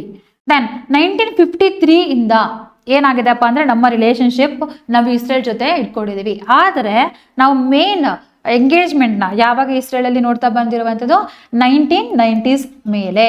ನಮ್ಮ ಲಿಬರೈಸೇಷನ್, ಗ್ಲೋಬಲೈಸೇಷನ್, ಲಿಬರೈಸೇಷನ್ ಏನಾಯ್ತು ಅವಾಗಿಂದ we are seeing a good relationship with Israel. This year 1992 ಅಲ್ಲಿ full diplomatic relationship is established. Then embassies opened in New Delhi and Tel Aviv. So what is this? Tel Aviv is the capital city of the Israel. Next after that 1990s 2000s ಅಲ್ಲಿ ಬಂದಾಗ so rapid growth in defence cooperation, agriculture and trade ಆಯ್ತು. Then after that ಅವಾಗ start ಆಗಿರುವಂತ relationship ಇನ್ನ continue ಆಗ್ತಾನೆ ಬರ್ತಿದೆ. Then after that 2003 ಅಲ್ಲಿ for the first time ಅವಾಗಿನ Israeli prime minister that is Ariel Sharon visited India. For the first time, the Israeli PM visited India. Then, so 2008 ಅಲ್ಲಿ ಆದಂತ Mumbai terror attack ಏನಿದೆಯೋ ಅದ್ರಲ್ಲೂ ಕೂಡ ಇಸ್ರೇಲ್ ಯಾರಿಗೆ ಸಪೋರ್ಟ್ ಮಾಡ್ತಪ್ಪ ಅಂತಂದ್ರೆ India ಸಾಲಿಡಾರಿಟಿಗೆ support ನ ಮಾಡ್ತಾ ಬಂತು. Okay, so that means it is supporting India in the global platform also from 2008. Then strategic partnership ನ ಬಂದಾಗ ಅವತ್ತು ರೀಸೆಂಟ್ ಆಗಿ ನಾವು ನೋಡ್ತಾ ಬಂದ್ರೆ ಏನೇನಾಗಿದೆ ಅಂತ ಬಂದಾಗ 2017 ಅಲ್ಲಿ ಏನಾಯ್ತಪ್ಪ ಅಂದ್ರೆ ನಮ್ಮ ಪ್ರೈಮ್ ಮಿನಿಸ್ಟರ್ ಆಗಿದಂತಹ ನರೇಂದ್ರ ಮೋದಿ ಅವರು ಇಸ್ರೇಲ್ ನ ವಿಸಿಟ್ ಮಾಡಿದ್ರು. ಸೊ ದಿಸ್ ಈಸ್ 2017 ಅಲ್ಲಿ ಆಗಿದ್ದು first ever Indian prime minister visiting the Israel. ಅಲ್ಲಿ ತನಕನೂ ಕೂಡ ಯಾರು ಹೋಗೋದು ಬರೋದೆಲ್ಲನೂ ಕೂಡ ಮಾಡ್ತಾ ಇರಲಿಲ್ಲ. ದೆನ್ ಆಫ್ಟರ್ ದಟ್ 2018 ಅಲ್ಲಿ again the PM Benjamin Netanyahu he visited India. So that means what it is showing that so our friendship, our bilateral relationship ತುಂಬಾ ಚೆನ್ನಾಗಿ ನಾವು ಈ ದೇಶಗಳ ಜೊತೆ ಮೇಂಟೈನ್ ಮಾಡ್ತಿದೀವಿ ಅಂತ ಬಂತು. ದೆನ್ ಇವಾಗ ಇವ್ರು ವಿಸಿಟ್ ಮಾಡಾದ್ಮೇಲೆ ಮೇನ್ ಆಗಿ ಒಂದು innovation and water technology and defence ಟೆಕ್ನಾಲಜಿಯಲ್ಲಿ ಅಗ್ರಿಮೆಂಟ್ಸ್ ಗಳು ಬಂದ್ವು. ನೆಕ್ಸ್ಟ್ 2019 ಆನ್ವರ್ಡ್ಸ್ ಗಳಲ್ಲಿ ಬಂದಾಗ the collaboration in cyber security ಆಗಿರ್ಬೋದು, ಸ್ಪೇಸ್ ಟೆಕ್ ಆಗಿರ್ಬೋದು, ಅಗ್ರಿಕಲ್ಚರ್ ಆಗಿರ್ಬೋದು ನಡೀತಾ ಬಂತು. ದೆನ್ 2021 ನಲ್ಲಿ ಬಂದಾಗ so India joins I2U2 grouping. Then what is this I2U2? I2 ಅಂತ ಬಂದಾಗ ಇಸ್ರೇಲ್ ಅಂಡ್ ಇಂಡಿಯಾ, U2 ಅಂತ ಬಂದಾಗ USA ಅಂಡ್ UAE. ಇವರು 4 ಜನ ಸೇರಿ ಮಾಡಿದಂತಹ ರೀಜನಲ್ ಕೋಆಪರೇಷನ್. ದೆನ್ ನಾವು ನೋಡ್ತಾ ಬಂದ್ರೆ UAE ಅಂಡ್ USA ಬಂದಾಗ ಏನ್ ಮಾಡ್ತಾರಪ್ಪ ಅಂತಂದ್ರೆ ಫಂಡಿಂಗ್ ನ ಕೊಡ್ತಾರೆ. ಓಕೆ, ದೆನ್ USA ಆಗಿರ್ಬೋದು, ಇಸ್ರೇಲ್ ಆಗಿರ್ಬೋದು, they will transfer the technology. And ಇಂಡಿಯಾದಲ್ಲಿ ಬಂದಾಗ India will have a cooperation and ನಮ್ಮಲ್ಲಿ ಇರುವಂತಹ ಡೆಮೋಗ್ರಾಫಿಕ್ ಡಿವಿಡೆಂಡ್, ನಮ್ಮಲ್ಲಿ ಇರುವಂತಹ ಯೂಸ್ಗಳನ್ನ, ಸ್ಕಿಲ್ಗಳನ್ನ, ಮತ್ತೆ ನಮ್ಮ ಏನ್ ಮಾರ್ಕೆಟ್ ಇದೆಯದು the largest market in the world, ಅದನ್ನ ಯುಟಿಲೈಸ್ ಮಾಡ್ಕೊಳ್ಳೋದಕ್ಕೆ ಇವ್ರು ಏನ್ ಮಾಡ್ತಾರಪ್ಪ ಅಂದ್ರೆ ಸಪೋರ್ಟ್ ಮಾಡ್ತಾರೆ. ಈ ತರ 4 ಜನ ಸೇರ್ಕೊಂಡು ಸೈಬರ್ ಸೆಕ್ಯೂರಿಟಿ ಆಗಿರ್ಬೋದು, ಡಿಫೆನ್ಸ್ ಆಗಿರ್ಬೋದು, then space technology, agriculture, water security ಇದೆಲ್ಲದನ್ನೂ ಕೂಡ ಒಂದು ಪ್ಯಾಕ್ ನ ಮಾಡ್ಕೊಂಡ್ರು. ಅದನ್ನೇ ನಾವು I2U2 ಅಂತ ಕರಿತೀವಿ. ಓಕೆ, ನೆಕ್ಸ್ಟ್ ಇವಾಗಿನ ರೀಸೆಂಟ್ ಕೋಆಪರೇಷನ್ ನೋಡಿ, ರೀಸೆಂಟ್ ಡೆವಲಪ್ಮೆಂಟ್ ಗಳನ್ನ ನೋಡೋದಿದ್ರೆ 2022 ಇಂದ 2025 ವರೆಗೆ I2U2 ಆದ್ಮೇಲೆ so we are seeing the defence cooperation. So ಇಂಡಿಯಾಸ್ಗೆ ಬೇಕಾಗಿರುವಂತ ಟಾಪ್ ಆರ್ಮ್ ಸಪ್ಲೈಸ್ ಗಳು ಎಲ್ಲಿಂದ ಬರ್ತಿದೆಪ್ಪ ಅಂತಂದ್ರೆ ನಮಗೆ ಇಸ್ರೇಲ್ ಇಂದ ಬರ್ತಾ ಇದೆ. ಲೈಕ್ ಅನ್ಮ್ಯಾನ್ಡ್ ಏರಿಯರ್ ವೆಹಿಕಲ್ಸ್ ಗಳಾಗಿರ್ಬೋದು, ಮಿಸೈಲ್ಸ್ ಗಳಾಗಿರ್ಬೋದು, ಸರ್ವಿಲೆನ್ಸ್ ಸಿಸ್ಟಮ್ಸ್ ಗಳಾಗಿರ್ಬೋದು. ದೆನ್ ಅದ್ರ ಜೊತೆಗೇನೆ ಲೈಕ್ ಇನ್ನು ಮಿಸೈಲ್ ಸಿಸ್ಟಮ್ ಅಲ್ಲಿ ಹೇಳ್ಬೇಕಂದ್ರೆ ಬರಾಕ್ 8 ಮಿಸೈಲ್ ನ ನಾವು ಇಸ್ರೇಲ್ ಇಂದ ತಗೊಂಡಿದೀವಿ. Okay, so they will help us in a broader security ಟೆಕ್ನಾಲಜಿಯಲ್ಲಿ ನಮಗೆ ಹೆಲ್ಪ್ ಮಾಡ್ತಾ ಬರುತ್ತೆ. ನೆಕ್ಸ್ಟ್ ಅಗ್ರಿಕಲ್ಚರ್ ಅಂಡ್ ಇನೋವೇಷನ್ ಅಲ್ಲಿ ಬಂದಾಗ India and Israel so both they agreed on one project called as IIAP. What is this IIAP? Indian Israel agriculture project ಅಂತ ಕರಿತೀವಿ. There are 29 centres of excellence across Indian states. Okay, so where the Indians agricultural commodities ಗಳನ್ನ ನಾವು sale ಮಾಡ್ತಾ ಇದೀವಿ ಇಸ್ರೇಲಿಗೆ. Then ಹಾಗೇನೆ ಕೆಲವೊಂದು technology related to ಅಗ್ರಿಕಲ್ಚರ್ನು ಕೂಡ ಏನ್ ಮಾಡ್ತಿದ್ದಾರೆ, ಇವರು ನಮಗೆ ಹೆಲ್ಪ್ ಮಾಡ್ತಾ ಇದ್ದಾರೆ. ಫಾರ್ ಎಕ್ಸಾಂಪಲ್ ವಾಟರ್ ಮ್ಯಾನೇಜ್ಮೆಂಟ್ ಆಗಿರ್ಬೋದು, ಡ್ರಿಪ್ ಇರಿಗೇಷನ್ ಆಗಿರ್ಬೋದು, ಅಗ್ರಿ ಟೆಕ್ನಾಲಜಿಗೆ ಇವರು ನಮಗೆ ಹೆಲ್ಪ್ ಮಾಡ್ತಾ ಇದ್ದಾರೆ. Then after that economic and investment ties ಅಲ್ಲಿ ಬಂದಾಗ 2024 ಅಲ್ಲಿ ಬೈಲ್ಯಾಟ್ರಲ್ ಇನ್ವೆಸ್ಟ್ಮೆಂಟ್ ಟ್ರೀಟಿನ ಸೈನ್ ಮಾಡಿದ್ರು. Then this bilateral investment treaty ಏನಿದೆಯೋ ಅದನ್ನ ನಿನ್ನೆಯಿಂದ ಏನ್ ಮಾಡಿದಾರಪ್ಪ ಅಂತ ಹೇಳಿದ್ರೆ it is open, legally it is open. ನಾವು ಏನೇನು ಆಗತ್ತೆ ಇದರಲ್ಲಿ ಏನಾದರೂ ಕೂಡ ನೋಡೋಣ. ಬಟ್ ರಿಮೆಂಬರ್ ದಿಸ್, ಈ 2024 ಬೈಲ್ಯಾಟ್ರಲ್ ಟ್ರೀಟಿ, ಇನ್ವೆಸ್ಟ್ಮೆಂಟ್ ಟ್ರೀಟಿ ಏನಿದೆಯೋ it will replace the older treaty. Older ಟ್ರೀಟಿನ ಯಾವಾಗ ಸೈನ್ ಮಾಡಿದ್ರು? 1996 ಅಲ್ಲಿ ಬೈಲ್ಯಾಟ್ರಲ್ ಇನ್ವೆಸ್ಟ್ಮೆಂಟ್ ಪ್ಯಾಕ್ಟ್ ನಲ್ಲಿ ಸೈನ್ ಮಾಡಿದ್ರು. ಅದನ್ನ ರೀಪ್ಲೇಸ್ ಮಾಡುತ್ತೆ ಇವಾಗಿನ ಹೊಸ treaty. Remember the year also. And this bilateral investment treaty it will invest in the finance, fintech, startups and renewable energy in India. Okay, next diplomatic engagement ಕೂಡ ನಾವು ನೋಡ್ತಾ ಬರ್ತಿದೀವಿ. Like high level ministerial visit ಗಳಾಗಿರ್ಬೋದು, finance minister, then the foreign ministers ಇವರ ನಡುವೆ ಆಗ್ತಿರುವಂತಹ talks exchange ಗಳಾಗಿರ್ಬೋದು. Then ಅಥವಾ ಯಾವ್ದಾದ್ರು ಇಂಟರ್ನ್ಯಾಷನಲ್ ಆರ್ಗನೈಸೇಷನ್ಸ್ ಗಳಲ್ಲಿ ಮೀಟ್ ಆದಾಗ ಅಲ್ಲಿ ನಮ್ಮ ಬೈಲ್ಯಾಟ್ರಲ್ ರಿಲೇಶನ್ಶಿಪ್ ನಾವು ಎನ್ಹಾನ್ಸ್ಮೆಂಟ್ ಆಗ್ತಾ ಇರ್ಬೋದು. ಇದನ್ನ ನಾವೇನೇ ನೋಡ್ತೀವಿ, ಡಿಪ್ಲೊಮ್ಯಾಟಿಕ್ ಎಂಗೇಜ್ಮೆಂಟ್ ಅಲ್ಲಿ ನೋಡ್ತೀವಿ. ದೆನ್ ಹಾಗೇನೆ ವಾಟ್ ಎವರ್ ದ ಪ್ಯಾಲೆಸ್ಟೈನ್ ಅಲ್ಲಿ ಆಗಿರುವಂತಹ ಕ್ರೈಸಿಸ್ಗೂ ಕೂಡ ಇಂಡಿಯಾ ಏನ್ ಮಾಡಿದೆಪ್ಪ ಅಂತಂದ್ರೆ ಅಸಿಸ್ಟೆನ್ಸ್ ಕೂಡ ಕೊಟ್ಟಿದೆ. Even though it is against the our relationship, we will validate the human rights. Then we will always voice for the peacefulness in this region. Okay, remember that one also. Okay, then geopolitical context ಅಲ್ಲಿ ಬಂದಾಗ what is this Israel Hamas conflict ಏನಿದೆಯೋ ಅದ್ರ against ಆಗು India ಏನ್ ಮಾಡಿದೆಪ್ಪ ಅಂದ್ರೆ condemn ಅನ್ನ ಮಾಡಿದೆ. ಟೆರರಿಸಂ ಅಗೇನ್ಸ್ಟ್ ಆಗಿ ಇಂಡಿಯಾ ಇದೆ. And it is reiterated support for the two-state solution. What is the two-state solution? ನಿಮ್ಮ ಇಸ್ರೇಲ್ ಪ್ಯಾಲೆಸ್ಟೈನ್ ಕಾನ್ಫ್ಲಿಕ್ಟ್ ಬೇಡ, ಇಸ್ರೇಲ್ ಒಂದು ದೇಶ ಆಗಿರ್ಲಿ ಅಂಡ್ ಪ್ಯಾಲೆಸ್ಟೈನ್ ಒಂದು ದೇಶ ಆಗಿರ್ಲಿ ಅಂತ ಹೇಳಿ. ಸೊ ದಿಸ್ ಟೂ ಸ್ಟೇಟ್ ಫಾರ್ಮುಲಾನ ಆಲ್ಮೋಸ್ಟ್ ಎಲ್ಲಾ ಕಂಟ್ರೀಸ್ಗಳು ಸಪೋರ್ಟ್ ಮಾಡಿದೆ. ಬಟ್ ಇಸ್ರೇಲ್ ಏನಾಗ್ತಿಲ್ಲ, ಅಗ್ರಿಮೆಂಟ್ ಆಗ್ತಾ ಇಲ್ಲ. ಸೊ ದಟ್ ಈಸ್ ವೈ ಏನಾಗ್ತಿದೆಪ್ಪ ಅಂತಂದ್ರೆ still we are seeing the conflict which are ongoing in the Israel region. Okay, then ಆ ಪ್ಯಾಲೆಸ್ಟೈನ್ ಅಥವಾ ಗಾಜಾ ಸ್ಟ್ರಿಪ್ ಅಲ್ಲಿ ಏನ್ ಮಾಡಿದೆಪ್ಪ ಅಂದ್ರೆ ಈವನ್ UN ಕೂಡ it is declared as the hunger. Okay, severe ಹಂಗರ್ನು ಕೂಡ ಅಲ್ಲಿ ಡಿಕ್ಲೇರ್ ಮಾಡಿದೆ. ಲೈಕ್ ಸೋಷಿಯಲ್ ಮೀಡಿಯಾದಲ್ಲೆಲ್ಲೂ ಕೂಡ ನೀವು ಪೋಸ್ಟ್ಗಳನ್ನ ನೋಡಿದಿರ ಅಥವಾ ನ್ಯೂಸ್ ಪೇಪರ್ಗಳಲ್ಲಿ ಇವನ್ ಲೈಕ್ ತುಂಬಾ ಮಕ್ಕಳುಗಳೆಲ್ಲ ಕೂಡ ಸಿಕ್ಕಾಪಟ್ಟೆ ಸಫರಿಂಗ್ನ ಪಡ್ತಾ ಇದಾರೆ ಅಲ್ಲಿ. ಓಕೆ, ಒಂದೊಂದು ಹಗಲು ಊಟಕ್ಕೂ ನೀರ್ಗು ಕೂಡ ಪರದಾಡ್ತಾ ಇದ್ದಾರೆ. ಅಂದ್ರೂ ಕೂಡ ಏನ್ ಮಾಡ್ತಾ ಇಲ್ಲಪ್ಪ ಅಂದ್ರೆ ಇಲ್ಲಿ ಆಗ್ತಿರುವಂತ ಕಾನ್ಫ್ಲಿಕ್ಟ್ಗಳನ್ನ ಅವರು ನಿಲ್ಲಿಸ್ತಾ ಇಲ್ಲ. ಸೊ ದ ಇಸ್ರೇಲ್ ಗವರ್ಮೆಂಟ್ ಏನಿದೆಯೋ it become a cold hearted, ಅಥವಾ ಇಲ್ಲಿ ಏನ್ ಇಸ್ರೇಲ್ ಆಮಾಸ್ ಕಾನ್ಫ್ಲಿಕ್ಟ್ ಏನಿದೆಯೋ it is like on going complete ಆಗಿ ಒಂದು ವರ್ಲ್ಡ್ ಯಾವುದೋ ಒಂದು ಆರ್ಗನೈಸೇಷನ್ ತಗೊಂಡು ಅವರು ಕೂಡ ಸ್ಟ್ರಾಂಗ್ ಆಗಿ ಕಂಡಮನ್ನ ಮಾಡ್ತಾ ಇಲ್ಲ. Especially the US, because the US Israel relationship ತುಂಬಾ ಚೆನ್ನಾಗಿದೆ. Okay, then what about the EU UK ಅವರೆಲ್ಲರೂ ಕೂಡ ಇವ್ರ ಮೇಲೆ ಸ್ಯಾಂಕ್ಷನ್ ಹಾಕಿದ್ದಾರೆ. ಬಟ್ ಸ್ಟಿಲ್ ಅದು ಯಾವುದಕ್ಕೂ ಕೂಡ ಇಸ್ರೇಲ್ ಏನ್ ಮಾಡ್ತಾ ಇಲ್ಲ, ತಲೆನ ಕೆಡ್ಸ್ಕೊಳ್ತಾ ಇಲ್ಲ. So that's the recent thing ಅಂತಾನೆ ಹೇಳ್ಬೋದು. ಅಂಡ್ ಇವಾಗ ಆಗಿರುವಂತ ಅಗ್ರಿಮೆಂಟ್ ಬಗ್ಗೆ ನಾವು ನೋಡೋದಿದ್ರೆ, ಈ ಅಗ್ರಿಮೆಂಟ್ ಅಲ್ಲಿ ಬಂದಾಗ it's a bilateral investment treaty. Its main aim is to promoting the and protecting the reciprocal investment between the India and Israel. What is this reciprocal investment? ನಾವು ಕೂಡ ಏನ್ ಮಾಡ್ತೀವಿ, ಇಸ್ರೇಲ್ ಅಲ್ಲಿ ಇನ್ವೆಸ್ಟ್ಮೆಂಟ್ ಮಾಡ್ತೀವಿ ಅಂಡ್ ಇಸ್ರೇಲ್ ಅವರು ಕೂಡ ಏನ್ ಮಾಡ್ತಾರೆ, ಇಂಡಿಯಾದಲ್ಲಿ ಇನ್ವೆಸ್ಟ್ಮೆಂಟ್ ನ ಮಾಡ್ತಾರೆ. So this is called as reciprocal investment. Okay, so ಯಾವ್ಯಾವ ಸೆಕ್ಟರ್ಸ್ ಗಳಲ್ಲಿ ಮಾಡ್ಬೇಕು ಅಂತ ಅನ್ಕೊಂಡಿದಾರಪ್ಪ ಅಂತ ಬಂದಾಗ ಮೇನ್ ಆಗಿ ಬಂದು ಫಿನ್ಟೆಕ್ ಇಂಡಸ್ಟ್ರೀಸ್ ಅಲ್ಲಿ, ಓಕೆ, ಫಿನ್ಟೆಕ್ ಅಥವಾ ಫಿನಾನ್ಷಿಯಲ್ ಇಂಡಸ್ಟ್ರೀಸ್ಗಳಲ್ಲಿ ಇಲ್ಲಿ ಇನ್ವೆಸ್ಟ್ಮೆಂಟ್ ಮಾಡ್ಬೇಕಂತ ಅನ್ಕೊಂಡಿರುವಂಥದ್ದು. ಅಂಡ್ ಇವಾಗ ನಮ್ಮ ಇಂಡಿಯಾದಲ್ಲಿ ಇರುವಂತಹ ಸ್ಟಾರ್ಟ್ಅಪ್ಸ್ಗಳಾಗಿರ್ಬೋದು ಅಥವಾ ಎಂಟರ್ಪ್ರಿನರ್ಶಿಪ್ಸ್ಗಳಾಗಿರ್ಬೋದು ಅಥವಾ ಯಾರನ್ನೂ ಕೂಡ ಡಿಫೆನ್ಸ್ ಸೆಕ್ಟರ್ ಅಲ್ಲಿ ಅಥವಾ ಸ್ಪೇಸ್ ಸೆಕ್ಟರ್ಸ್ಗಳಲ್ಲಿ ಪ್ರೈವೇಟ್ ಇನ್ಸ್ಟಿಟ್ಯೂಷನ್ಸ್ಗಳು ಅಥವಾ ಕಂಪ್ನೀಸ್ಗಳು ಏನಿರುತ್ತೋ ಅವ್ರಿಗೂ ಕೂಡ ಏನ್ ಮಾಡ್ತಾರಪ್ಪ ಅಂತಂದ್ರೆ this Israeli government it will help ಅಂತ ಹೇಳಿ ಅಗ್ರಿಮೆಂಟ್ ನ ಸೈನ್ ಆಗಿರುವಂತದ್ದು. And it is legally protected and it is protect the investor interest also. That is why it is important. And India ಬರೀ ಇಸ್ರೇಲ್ ಜೊತೆ ಎಲ್ಲ ಈ ತರ ಬೈಲ್ಯಾಟ್ರಲ್ ಇನ್ವೆಸ್ಟ್ಮೆಂಟ್ ಟ್ರೀಟಿನ ಸೈನ್ ಮಾಡಿರುವಂತದ್ದು. Already we sign this bilateral investment treaty with UK, Australia, New Zealand, Norway and Canada. Okay, ನಿಮ್ಮ ಎಕ್ಸಾಮ್ಗಳಲ್ಲಿ ಇತ್ತೀಚೆಗೆ ಸ್ಟೇಟ್ಮೆಂಟ್ ಬೇಸ್ಡ್ ಅಲ್ಲಿ ಬಂದಾಗ ವೇಗಾಗಿ ಕ್ವಶನ್ಸ್ಗಳನ್ನ ಕೇಳೋದನ್ನ ನೋಡಿರ್ತೀವಿ. ಓಕೆ, ಇವಾಗ್ಲೂ ಕೂಡ ಅವ್ರಿಗೂ ಕೂಡ ಎಕ್ಸಾಮಿನರ್ಸ್ಗೆ ಮೈಂಡ್ ಅರ್ಥ ಆಗ್ಬಿಟ್ಟಿದೆ.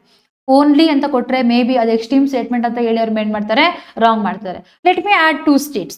Okay, so India bilateral investment ಟ್ರೀಟಿನ ಇಸ್ರೇಲ್ ಹಾಗೂ UK ಜೊತೆ ಮಾತ್ರ ಅಗ್ರಿಮೆಂಟ್ ಆಗಿದೆ. No, Israel, UK, Australia, New Zealand, Norway, Canada ಇಷ್ಟು ದೇಶಗಳ ಜೊತೆ ನಮ್ಮ ಹತ್ರ ಏನಿದೆಪ್ಪ ಅಂದ್ರೆ ಬೈಲ್ಯಾಟ್ರಲ್ ಇನ್ವೆಸ್ಟ್ಮೆಂಟ್ ಟ್ರೀಟಿ ಇದೆ.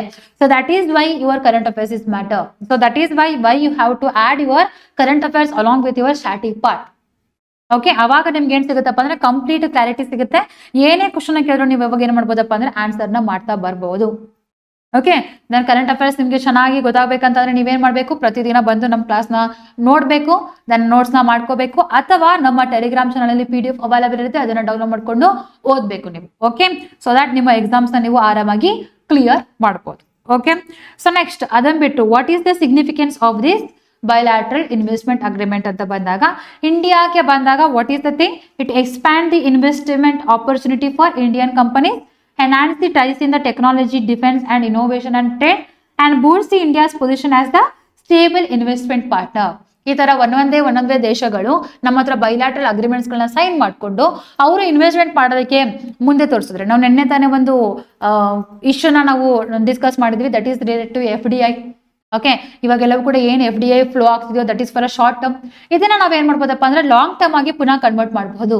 ನಮ್ಮ ಟ್ರೇಡ್ ಡೆಫಿಸಿಟ್ ಕೂಡ ಕಡಿಮೆ ಮಾಡಬಹುದು. ದೆನ್ ಗ್ಲೋಬಲ್ ಲೆವೆಲ್ ಅಲ್ಲಿ ಏನಾಗುತ್ತಪ್ಪ ಅಂದ್ರೆ ಇಂಡಿಯಾಸ್ ಪೊಸಿಷನ್ ಇನ್ನ ಮೇಲ್ಗಡೆ ಹೋಗುತ್ತೆ. So this all the things you can interconnect dots ಗಳನ್ನ ಕನೆಕ್ಟ್ ಮಾಡೋದು ಅಂತ ಹೇಳ್ತೀವಿ ನಾವು. ಈ ತರ ನೀವು ಕನೆಕ್ಟ್ ಮಾಡ್ತಾ ಬರ್ಬೋದು. ನೆಕ್ಸ್ಟ್ ಆಫ್ಟರ್ ದಟ್ ಇಸ್ರೇಲಿಗೆ ಇದರಿಂದ ಏನೇನೆಲ್ಲ ಅಡ್ವಾಂಟೇಜ್ ಅಂತ ಬಂದಾಗ, it seeks to strengthen the economic relations with India amid the growing international criticism for Gaza conflict.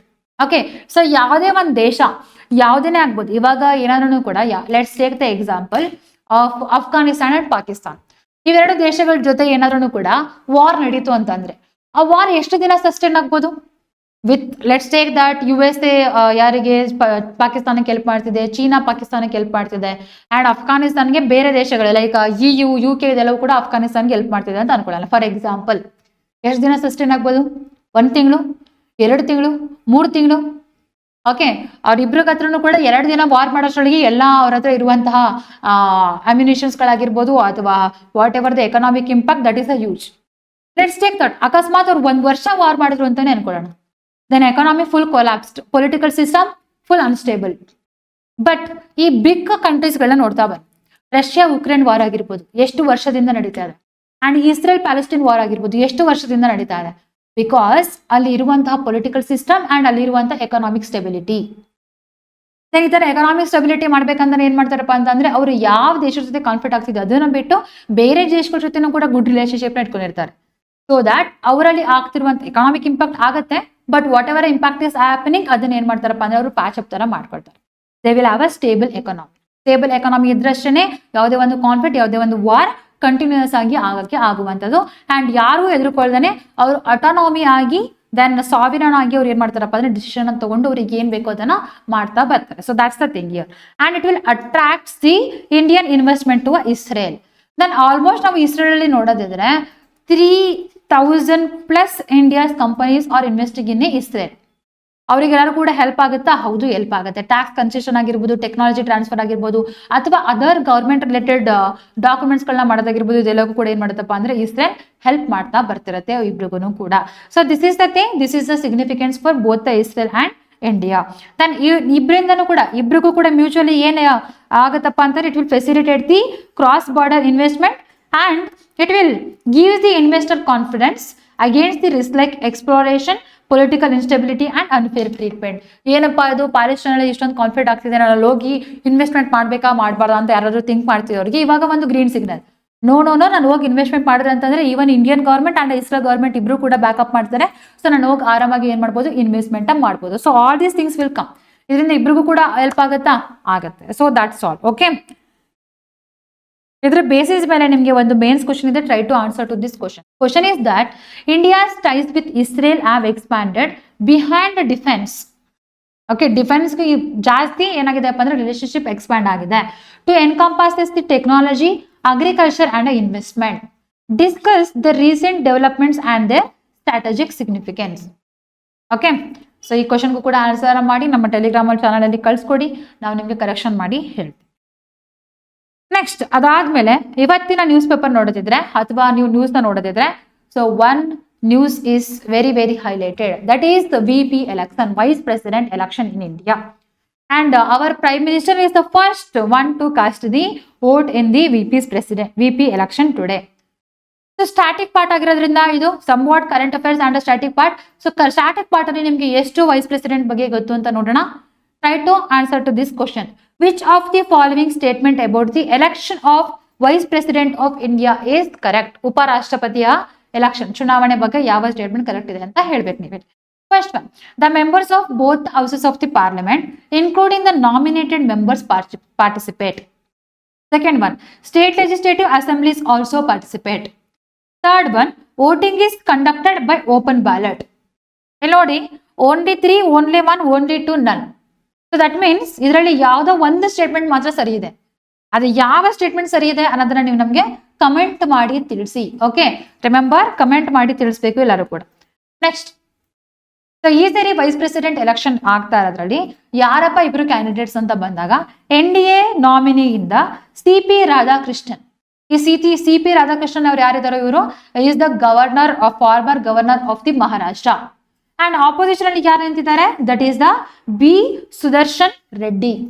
ಈ B ಸುದರ್ಶನ್ ರೆಡ್ಡಿ ಅವರು ಏನಾಗಿದ್ರಪ್ಪ ಅಂತ ಹೇಳಿದ್ರೆ ಇವರು ಸುಪ್ರೀಂ ಕೋರ್ಟ್ ಜಡ್ಜ್ ಆಗಿದ್ರು. Okay, so these two R the candidates for the vice president election. ಇವತ್ತು election ಆಗ್ತಾ ಇದೆ and ಇವತ್ತೇ ಕೌಂಟ್ ಮಾಡ್ತಾರೆ.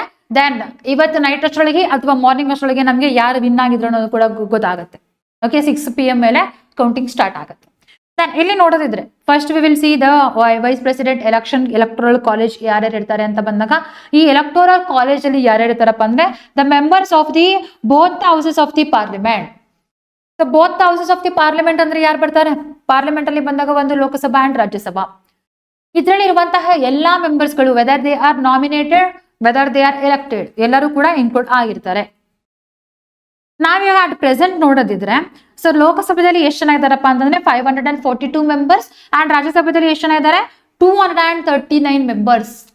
ಟೋಟಲ್ ಆಗಿ ಇವರಿಬ್ರು ಸೇರಿದ್ರೆ ಎಷ್ಟು ಜನ ಆದ್ರು 781 ಎಲೆಕ್ಟೋರ್ಸ್ಗಳು ಇವತ್ತು ವೋಟ್ ಹಾಕ್ತಾ ಇದ್ದಾರೆ. ಅದರಲ್ಲಿ 781 ಅಲ್ಲಿ 781 ವೋಟ್ಗಳಲ್ಲಿ ಯಾರು 391 ವೋಟ್ನ ತಗೋತಾರೋ, ಅದಕ್ಕಿಂತ ಜಾಸ್ತಿ ಯಾರು ತಗೋತಾರೋ he is the winner. Okay, so ಯಾರು ವಿನ್ನರ್ ಆಗ್ತಾರೆ ಅನ್ನೋದ್ರ ಕೂಡ ವೇಟ್ ಮಾಡಿ ನೋಡಬೇಕು. ಸೊ ದಿಸ್ NDA ನಾಮಿನಿ ಅಥವಾ NDA ಬ್ಲಾಕ್ ಏನಿದೆ it's a bigger one. May be the ruling ಪಾರ್ಟಿನೇ ಗೆಲ್ಬಹುದು ಅಥವಾ ಸಿನಾರಿಯೋ ಚೇಂಜ್ ಆಗಿ ದ ಆಪೋಸಿಷನ್ ಪಾರ್ಟಿನೂ ಕೂಡ ಗೆಲ್ಬಹುದು. We will see what will happen. ಇವಾಗ ಇದು ನ್ಯೂಸ್ ಅಲ್ಲಿ ಇರೋದ್ರಿಂದ ಲೈಕ್ ಧನ್ಕರ್ ಅವರು ರಿಸೈನ್ ಮಾಡಿದ್ರು, ಅವಾಗಲೂ ಕೂಡ ನ್ಯೂಸ್ ಅಲ್ಲಿ ಇತ್ತು. ಇವಾಗ ಎಲೆಕ್ಷನ್ ಆಗ್ತಿದೆ, ಅದಕ್ಕೂ ಕೂಡ ನ್ಯೂಸ್ ಅಲ್ಲಿ ಇರುತ್ತೆ. ದೆನ್ ಅವ್ರು ನಾಳೆ ಏನಾಗ್ತಾರಪ್ಪ ಅಂದ್ರೆ ಅವ್ರಿಗೆ ಪ್ರಮಾಣ ವಚನ ಕೊಡ್ಬೋದು, ನಾಳೆ ಇಲ್ಲ ನಾಡ್ರಲ್ಲಿ, ಅದಕ್ಕೂ ಕೂಡ ಪುನಃ ನ್ಯೂಸ್ ಅಲ್ಲಿ ಇರುತ್ತೆ. ಹಾಗಿದ್ರೆ ಇದು ಎಕ್ಸಾಮ್ ಅಲ್ಲಿ ಕೇಳುವಂತಹ ಚಾನ್ಸ್ ಜಾಸ್ತಿ ಇರುತ್ತಾ? ಹೌದು. ಸೊ ಕಂಪ್ಲೀಟ್ ಆಗಿ ನೀವೇನ್ ಮಾಡ್ಬೇಕಪ್ಪ ಅಂದ್ರೆ ನಿಮ್ಮ static part which is related to vice president of India revise ಮಾಡಿ ನೀವು ಇಟ್ಕೊಂಡಿರ್ಬೇಕು. ಓಕೆ, ಸೊ ನಾವು ನಮ್ಮ ಕಾನ್ಸ್ಟಿಟ್ಯೂಷನ್ ಅಲ್ಲಿ ನೋಡ್ತಾ ಬಂದಾಗ 2 ಆರ್ಟಿಕಲ್ ನ ನೀವು ನೆನ್ಪಿಟ್ಕೊಂಡಿರ್ಬೇಕು under Part 5 of our constitution. Okay, so article 63 and article 66. Article 63 ಏನ್ ಹೇಳುತ್ತಪ್ಪ ಅಂದ್ರೆ there shall be the vice president of India.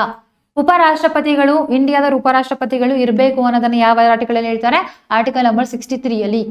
But the electoral college of the vice president of India ಯಾವ ಆರ್ಟಿಕಲ್ ಅಲ್ಲಿ ಹೇಳುವುದಪ್ಪ ಅಂದ್ರೆ 66 ಅಲ್ಲಿ ಹೇಳ್ತಾರೆ. ಆರ್ಟಿಕಲ್ 63, ಆರ್ಟಿಕಲ್ 66, 63, 66 ನೆನ್ಪಿಟ್ಕೊಳ್ಳಿ.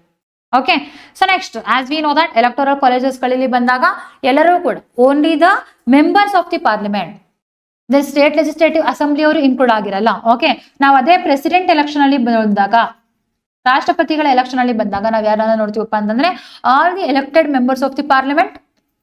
ರಾಜ್ಯಸಭಾ ಮತ್ತೆ ಲೋಕಸಭಾದಲ್ಲಿ ಯಾರು ಜಸ್ಟ್ ಎಲೆಕ್ಟ್ ಆಗಿರ್ತಾರೋ ಅವ್ರು ನಾಮಿನೇಟ್ ಆಗಿರೋನ ಕನ್ಸಿಡರ್ ಮಾಡಲ್ಲ. ಮತ್ತೆ ಸ್ಟೇಟ್ ಲೆಜಿಸ್ಲೇಟಿವ್ ಅಸೆಂಬ್ಲಿಗಳಲ್ಲಿ ಇರುವಂತಹ MLAಗಳು, then Union Territory of Delhi and Puducherry ಕೂಡ ಕನ್ಸಿಡರ್ ಮಾಡ್ತಾರೆ. But in vice president only the members of the parliament of India. You have to remember this sentence also. Then voting system ನ ನೋಡ್ತಾ ಬಂದಾಗ it is the proportional representation by the single transferable vote. ಇದು ಕೂಡ ನಿಮಗೆ ಗೊತ್ತಿರಬೇಕು. And voting secret ballot ಅಲ್ಲಿ ತಗೊಳುತ್ತೆ, not in a open ballot. I hope ನೀವು ಏನ್ ಕ್ವಶನ್ ನ ಕೊಟ್ಟಿದ್ದೇನೆ ಫಸ್ಟ್ ಕ್ವಶನ್ಗೆ ಅದಕ್ಕೆ ಎಲ್ಲದಕ್ಕೂ ಕೂಡ ಆನ್ಸರ್ ಸಿಕ್ತು ಅಂತ ಅನ್ಕೊಳ್ಳಿ. Then what is the term of the vice president of India ಅಂತ ಬಂದಾಗ ಟರ್ಮ್ ಬಂದು ಅವ್ರಿಗೆ 5 ವರ್ಷ. ದೆನ್ ಇವರಿಗೆ ಕ್ವಾಲಿಫಿಕೇಶನ್ ಏನಿರಬೇಕು? ವೈಸ್ ಪ್ರೆಸಿಡೆಂಟ್ ಆಫ್ ಇಂಡಿಯಾ ಆಗಿ ಸೆಲೆಕ್ಟ್ ಆಗ್ಬೇಕಂತಂದ್ರೆ he should have a qualification to elect as the Rajya Sabha member. Then ಅದರ ಜೊತೆಗೆ ಇವ್ರನ್ನ ಯಾವ ತರ ಯಾವಾಗ ಇವರ ಆಫೀಸ್ ವೇಕೆನ್ಸಿ ಇರುತ್ತೆ. ವೇಕೆನ್ಸಿಲಿ ಬಂದಾಗ ಏನಾಗೋದಪ್ಪ ಅಂದ್ರೆ ಒಂದು ಟರ್ಮ್ ಮುಗ್ದೋದಾಗ 5 ವರ್ಷ ಟರ್ಮ್ ಮುಗ್ದೋಯ್ತಾ, ದೆನ್ ಹೊಸಬ್ರನ್ನ ಏನ್ ಮಾಡ್ತಾರೆ, ಹೊಸಬ್ರನ್ನ ಹೊಸ ಎಲೆಕ್ಷನ್ ಮಾಡಿ ಅವ್ರನ್ನ ಅಪಾಯಿಂಟ್ಮೆಂಟ್ ಮಾಡ್ತಾರೆ. ಸೆಕೆಂಡ್ ಒನ್, ಅಕಸ್ಮಾತ್ ಸಡನ್ ಆಗಿ ಡೆತ್ ಆಯ್ತು ಅಂತ ಹೇಳಿದ್ರೆ, ಅವ್ರು ಡೆತ್ ಆದ್ರೆ. ದೆನ್ ಥರ್ಡ್ ಒನ್, ಏನಾದ್ರೂ ರೆಸಿಗ್ನೇಷನ್ ಕೊಟ್ರೆ. ಅಂಡ್ ಫೋರ್ತ್ ಒನ್, ಅವ್ರನ್ನ ರಿಮೂವಲ್ ಮಾಡಿದ್ರೆ. Okay, so removal process almost president ತರನೇ ಇರುತ್ತೆ. ಫಸ್ಟ್ ಏನ್ ಮಾಡ್ಬೇಕಪ್ಪ ಅಂದ್ರೆ ರೆಸೊಲ್ಯೂಷನ್ ನ ಪಾಸ್ ಮಾಡಬೇಕು. And this resolution must be pass first ಎಲ್ಲಿಂದ ಪಾಸ್ ಆಗ್ಬೇಕಪ್ಪ ಅಂದ್ರೆ ರಾಜ್ಯಸಭಾದಲ್ಲಿ ಪಾಸ್ ಆಗ್ಬೇಕು.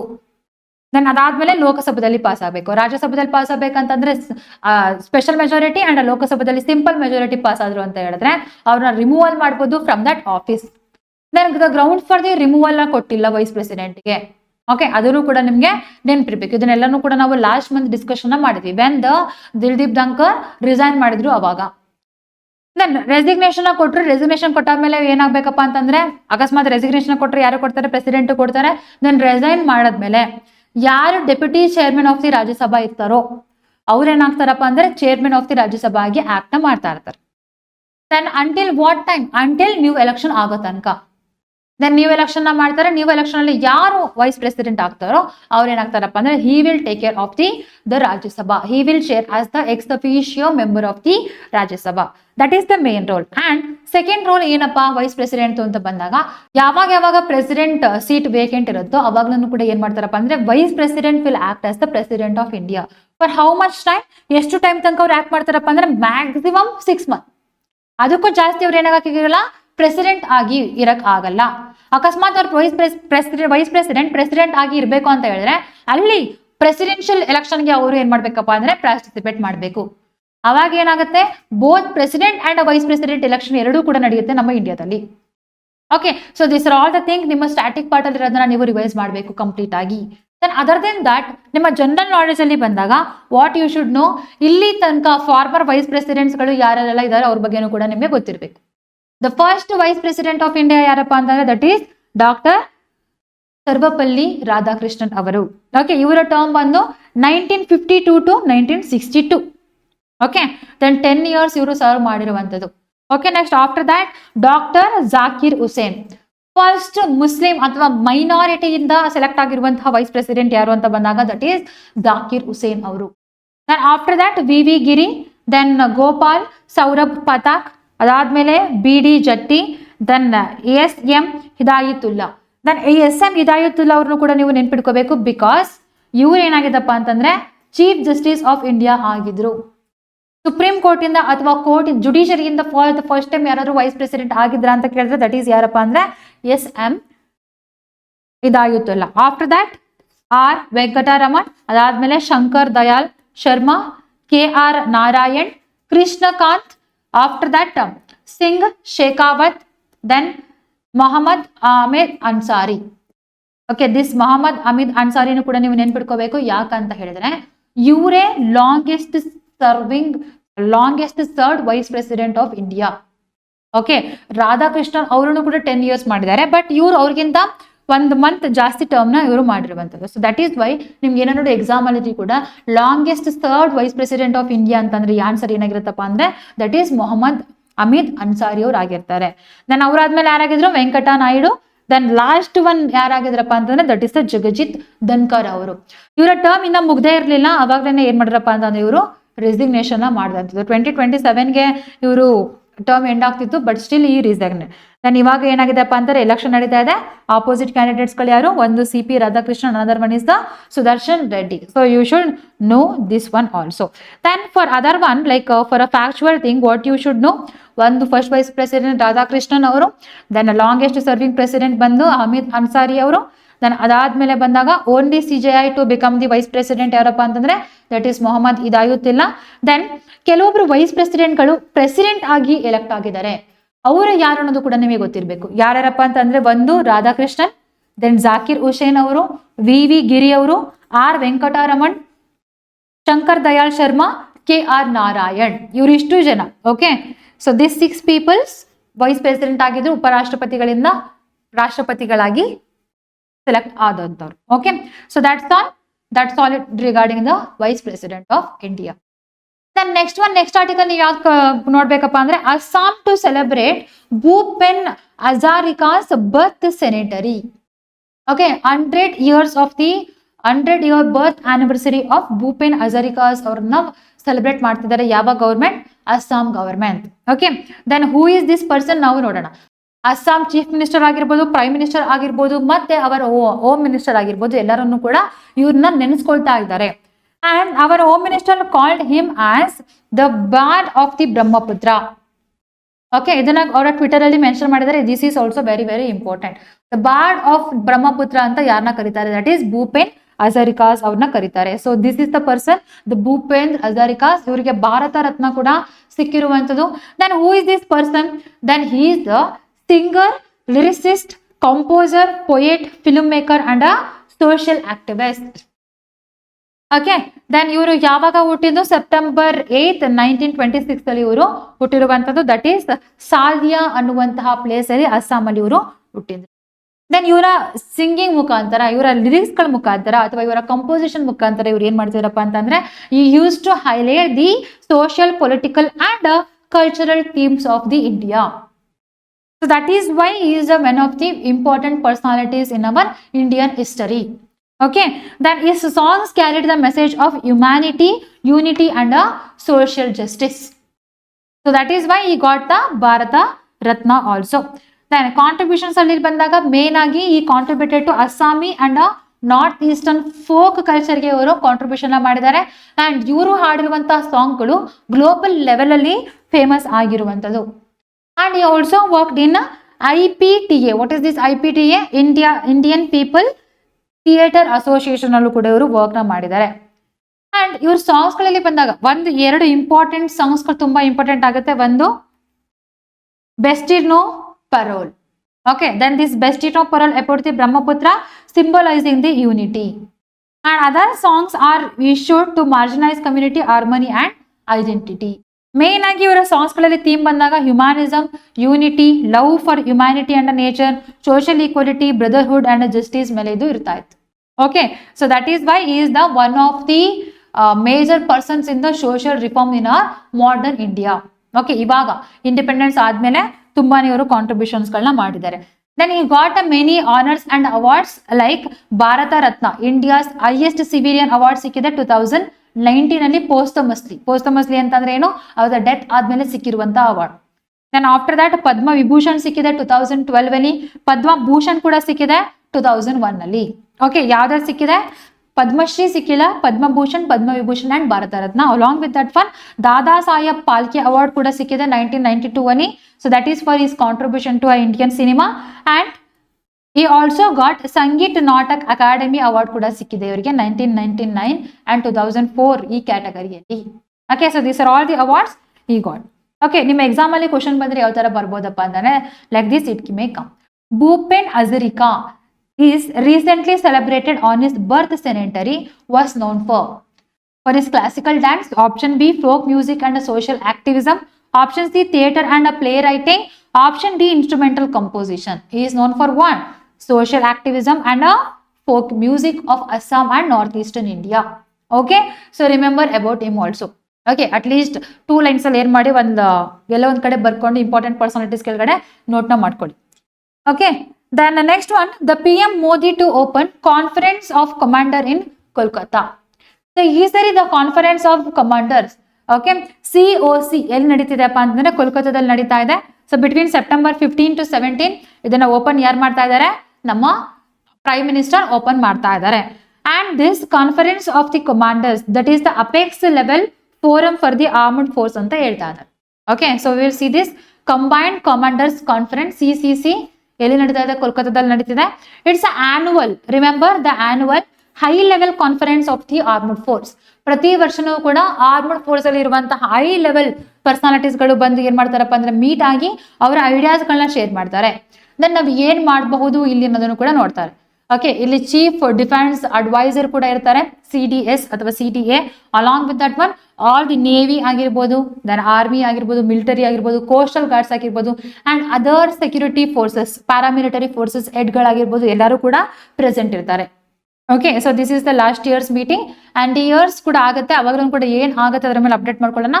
ಬಟ್ ಇನಾಗ್ರೇಟ್ ಮಾಡ್ತಿರೋ ಯಾರು, ಪ್ರೈಮ್ ಮಿನಿಸ್ಟರ್ ಅವರು. ದೆನ್ ಕೆಲವೊಂದ್ಸರಿ ನಿಮ್ಮ ಎಕ್ಸಾಮ್ ಅಲ್ಲಿ ಕೇಳ್ತಾರೆ ಇದನ್ನ ಇನಾಗ್ರೇಟ್ ಮಾಡಿದ್ದು ಯಾರು ಅಥವಾ ಎಲ್ಲಿ ನಡೀತು ಈ conference. All these things, that is why it is very very important. Okay, so it brings together top military leadership and civilian leadership from the defense ministry and the government. Then this is a platform to exchange the views, evaluate the security threats, charts India's defense preparedness. And ಈ ವರ್ಷದ theme ನಿಮಗೆ ನೆನಪಿರಬೇಕು. ಈ ವರ್ಷದ theme ಏನಪ್ಪ ಅಂತ ಬಂದಾಗ that is year of reforms, transforming for the future. So this is the theme of this year. ಈ ಥೀಮ್ನು ಕೂಡ ಕೇಳಿ this is related to what ಅಂತ ಕೇಳ್ಬೋದು ನಿಮಗೆ. Okay, remember the theme also. Main area ಎಲ್ಲೆಲ್ಲಿ ಫೋಕಸ್ ಮಾಡ್ತಾರೆ, ಡಿಫೆನ್ಸ್ ಸ್ಟ್ರಕ್ಚರ್ ರಿಫಾರ್ಮ್ ಮಾಡೋದ್ರಲ್ಲಿ, transformation and change in the armed force strategy, then operational preparedness for the emerging threats. Okay, ಈ ತರ Pahalgam attack ಆಗಿರ್ಬೋದು, operation Sindoor ಆಗಿರ್ಬೋದು, ಅಥವಾ ಸಡನ್ ಆಗಿ ಏನಾದ್ರು ನಮ್ಮ ಬಾರ್ಡರ್ ಇಶ್ಯೂ ಆದ್ರೆ ಯಾವ ತರ ಕೋಆರ್ಡಿನೇಟ್ ಮಾಡಬೇಕು, ಏನ್ ಮಾಡ್ಬೇಕು ಎಲ್ಲಾನು ಕೂಡ ಡಿಸ್ಕಷನ್ ಮಾಡ್ತಾರೆ. ಓಕೆ, ಈ ತರ ಆಲ್ ಇಂಡಿಯಾ ಲೆವೆಲ್ ಅಲ್ಲಿ ಬಂದಾಗ ಮೀಟಿಂಗ್ಸ್ ಗಳು ಏನಾಗುತ್ತೋ ಅದು ಇಂಪಾರ್ಟೆಂಟ್. ರೀಸೆಂಟ್ ಆಗಿ ನಾವೇನ್ ನೋಡಿದ್ವಿಪ್ಪ ಅಂತಂದ್ರೆ ಆಲ್ ಇಂಡಿಯಾ ಸ್ಪೀಕರ್ ಕಾನ್ಫರೆನ್ಸ್ ನ ನೋಡಿದ್ವಿ. ಓಕೆ, ಡೆಲ್ಲಿಯಲ್ಲಿ ಆಗಿತ್ತು, ಡೆಲ್ಲಿ ಅಸೆಂಬ್ಲಿಲಿ ಫಾರ್ ದ ಫಸ್ಟ್ ಟೈಮ್ ಆಗಿರುವಂತದ್ದು. ಓಕೆ, ಇವಾಗ ಏನಾಗ್ತದೆ, the military service, the defence ಅವರು ಸೇರ್ಕೊಂಡು ಏನ್ ಮಾಡ್ತಿದ್ದಾರೆ, ಎಲ್ಲರೂ ಸೇರಿ ಮೀಟಿಂಗ್ ನ ಮಾಡ್ತಿದ್ದಾರೆ. ಓಕೆ, ಇದನ್ನ ಏನಾದ್ರು ಕರಿತೀವಿ ಕಂಬೈನ್ಡ್ ಕೋಆರ್ಡಿನೇಟೆಡ್ ಕಾನ್ಫರೆನ್ಸ್ ಅಂತ ನಾವು ಕರಿತೀವಿ. ಇದನ್ನ ನಾವೇನಾದ್ರು ಕರಿತೀವಿ ಕಂಬೈನ್ಡ್ ಕಮಾಂಡರ್ಸ್ ಕಾನ್ಫರೆನ್ಸ್ ಅಂತ ಕರಿತೀವಿ. So that is why you should know this. ಇದೆಲ್ಲ ಆಗ್ತಿದೆ, ಕೋಲ್ಕತ್ತಾದಲ್ಲಿ ಆಗ್ತಿದೆ. ಇದನ್ನು ಕೂಡ ನಿಮ್ಗೆ ಏನ್ ಮಾಡ್ಬೋದು, ಮ್ಯಾಚ್ ದ ಫಾಲೋವಿಂಗ್ ಅಲ್ಲೂ ಕೂಡ ಕೇಳ್ಬೋದು. Okay, so remember all these things, make a note of it and prepare well for your examination.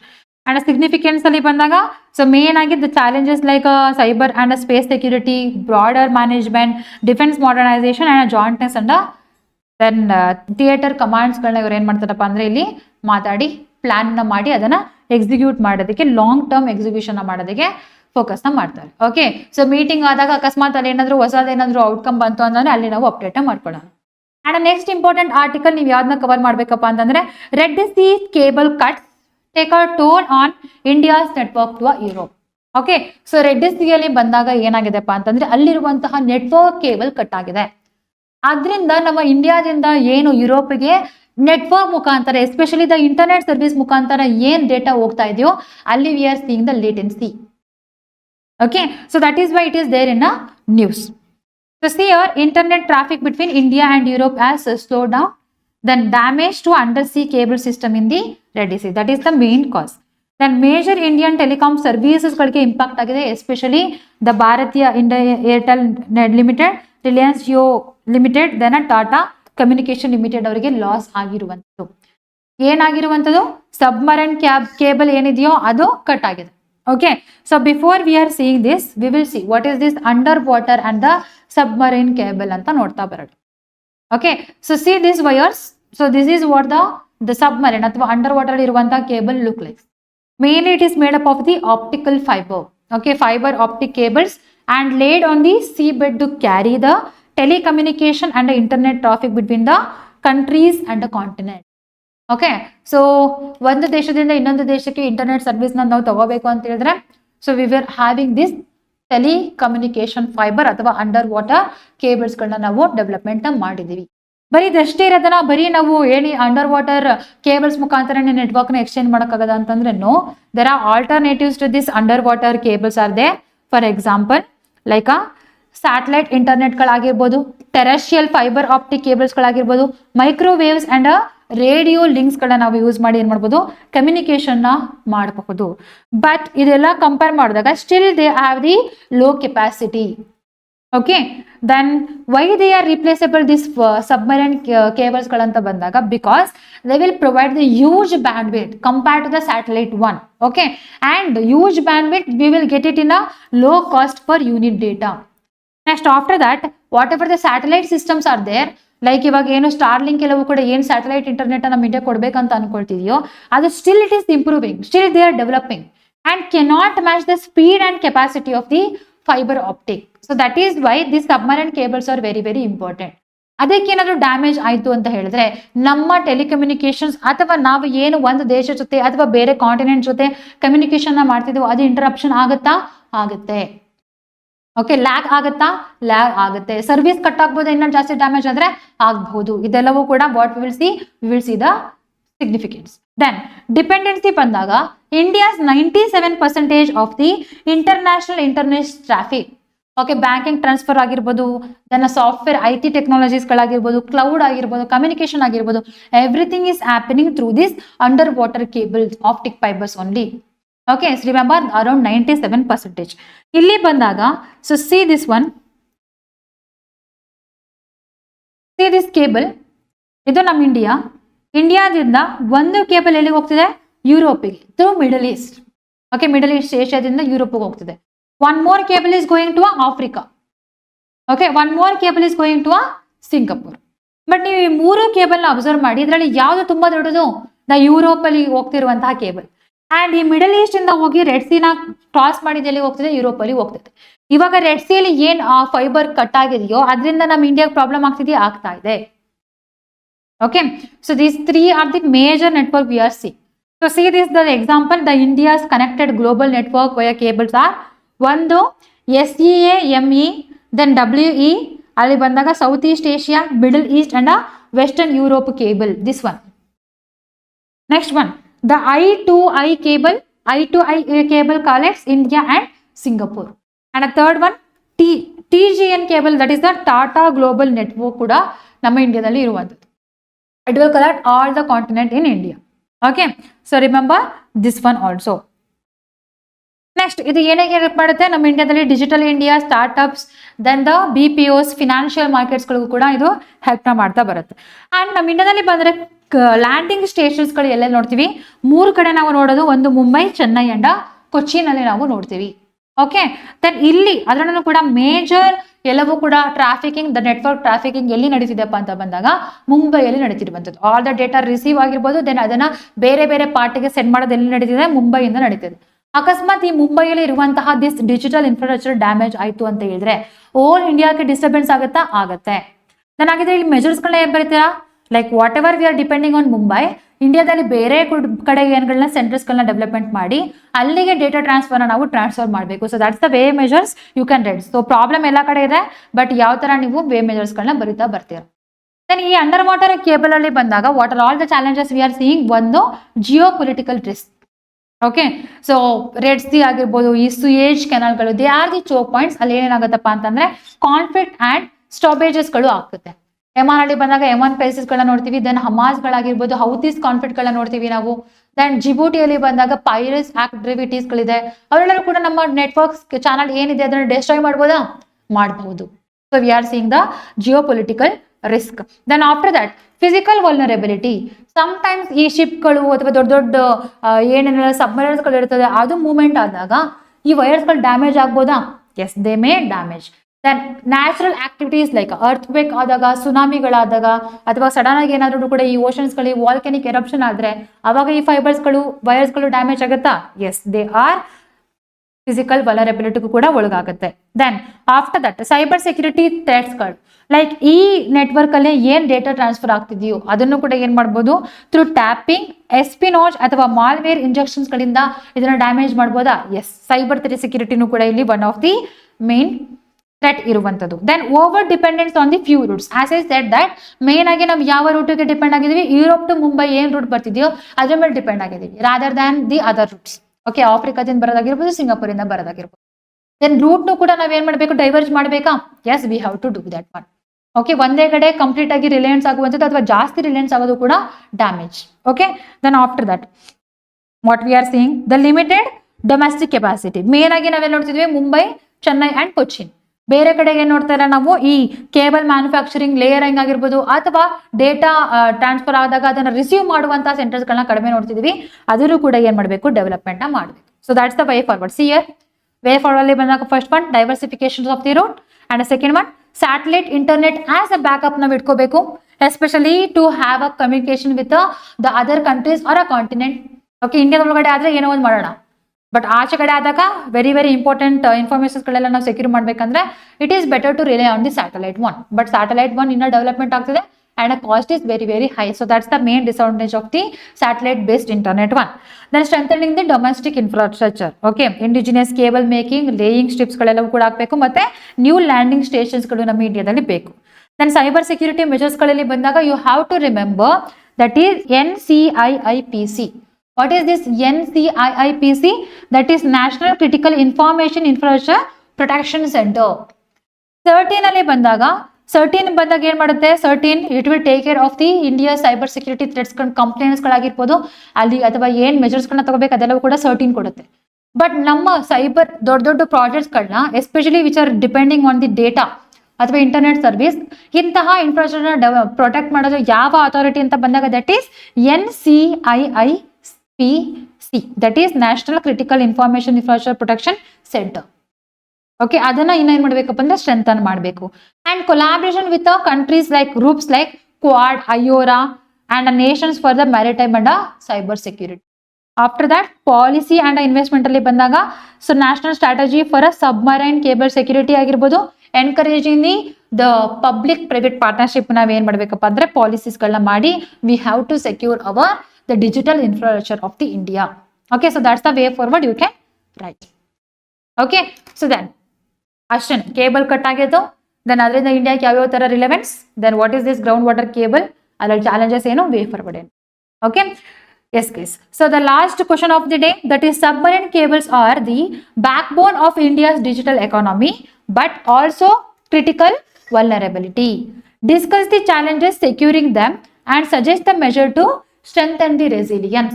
Did we discuss this one? Yes, ಈ ಕ್ವಶನ್ಗೆ ಆನ್ಸರ್ನ ಬರೀರಿ, ನಮಗೆ ಸೆಂಡ್ ಮಾಡಿ ಅಥವಾ ನೋಟ್ಸ್ ಮಾಡಿ ಇಟ್ಕೊಳ್ಳಿ. Okay, so that is good. So it will come in your GS paper also and essay also. Okay, so you can write a good essay related to cyber security ಬಂದಲ್ಲೂ ಕೂಡ ಈ ಪಾಯಿಂಟ್ಸ್ಗಳನ್ನ ಕೂಡ ನೀವು add ಮಾಡ್ಕೊಳ್ತಾ ಬರ್ಬೋದು. And ಎಕಾನಮಿಲೂ ಕೂಡ ಇದನ್ನ add ಮಾಡ್ಬೋದು. ಡಿಜಿಟಲ್ ಎಕಾನಮಿ ಅಂತ ಕೇಳಿದಾಗೂ ಕೂಡ ಇದನ್ನ ಆಡ್ ಮಾಡ್ಬೋದು. ಓಕೆ, ಸೊ ಇಷ್ಟನ್ನ ನೀವು ಏನ್ ಮಾಡ್ಬೇಕು? ಇವತ್ತಿನ ನ್ಯೂಸ್ ಪೇಪರ್ ಅಲ್ಲಿ ಕವರ್ ಮಾಡ್ಬೇಕಾಯ್ತು. ಓಕೆ, ಕವರ್ ಮಾಡಿದ್ದೀರಾ? Yes, you did it. Okay, ನಮ್ಮ NCG ಕಾಂಪಿಟೇಟಿವ್ ಇನ್ಸ್ಟಿಟ್ಯೂಷನ್ ಅಲ್ಲಿ UPSC, KPSC, SSC, banking and ಹೊಸದಾಗಿ PSI ಕಾನ್ಸ್ಟೇಬಲ್ ಬ್ಯಾಚಸ್ ಕೂಡ ಸ್ಟಾರ್ಟ್ ಆಗ್ತಾ ಇದೆ. ಯಾರೆಲ್ಲರೂ ಕೂಡ ಎಕ್ಸಾಮ್ಗೆ ಪ್ರಿಪೇರ್ ಆಗ್ತಿದ್ದೀರಾ, ಬೆಸ್ಟ್ ಕೋಚಿಂಗ್ ಇನ್ಸ್ಟಿಟ್ಯೂಟ್ ಹುಡುಕ್ತಾ ಇದ್ದೀರಾ, ನಿಮಗೆ ನಮ್ಮ institution is the best one. Okay, so ಇಲ್ಲಿ ಸಿಗುವಂತಹ ವಾಟ್ ಎವರ್ ದ ಪ್ರೋಗ್ರಾಮ್ಸ್ ಯಾವ ತರ ಮೋಲ್ಡ್ ಮಾಡಿದ್ದಾರೆ ಇದೆಲ್ಲವೂ ಕೂಡ ನಿಮ್ಮ ಎಕ್ಸಾಮ್ ಓರಿಯೆಂಟೆಡ್ ಆಗಿರುತ್ತೆ. ಓಕೆ, ಸೊ ಬೇಗ ಬಂದು ಅಡ್ಮಿಷನ್ ತಗೊಳ್ಳಿ. ಕೆಳಗಡೆ ಕಾಣಿಸ್ತಿರುವ ನಂಬರಿಗಾದ್ರೂ ಕಾಲ್ ಮಾಡಿ ಅಥವಾ ನಮ್ಮ ವಿಜಯನಗರ ಬ್ರಾಂಚ್ ಆದ್ರೂ ಬಂದು ಒಂದ್ಸರಿ ವಿಸಿಟ್ ಮಾಡಿ. ಓಕೆ, ಸೊ ಇಷ್ಟನ್ನು ಹೇಳ್ತಾ ಇವತ್ತಿನ ಕ್ಲಾಸ್ನ ನಾನು ಮುಗಿಸ್ತಾ ಇದ್ದೀನಿ. ಏನಾದ್ರು ಡೌಟ್ಸ್ ಇತ್ತು ಅಂತಂದ್ರೆ ಅಥವಾ ಕ್ಲಾಸ್ ಹೇಗೆ ಅನ್ನಿಸ್ತಾ ಇದೆ ಇದೆಲ್ಲನೂ ಕೂಡ ನೀವು ನಮಗೆ ಕಮೆಂಟ್ ಮಾಡಿ ತಿಳಿಸಿ. ನಾಳೆ ಪುನಃ ಹೊಸ ಎಡಿಟೋರಿಯಲ್ ಅಂಡ್ ಆರ್ಟಿಕಲ್ ಜೊತೆಗೆ ಸಿಗ್ತೀನಿ. ಅಲ್ಲಿವರೆಗೂ ಕೂಡ ಎಲ್ಲರಿಗೂ ಬಾಯ್ ಬಾಯ್, ಟೇಕ್ ಕೇರ್.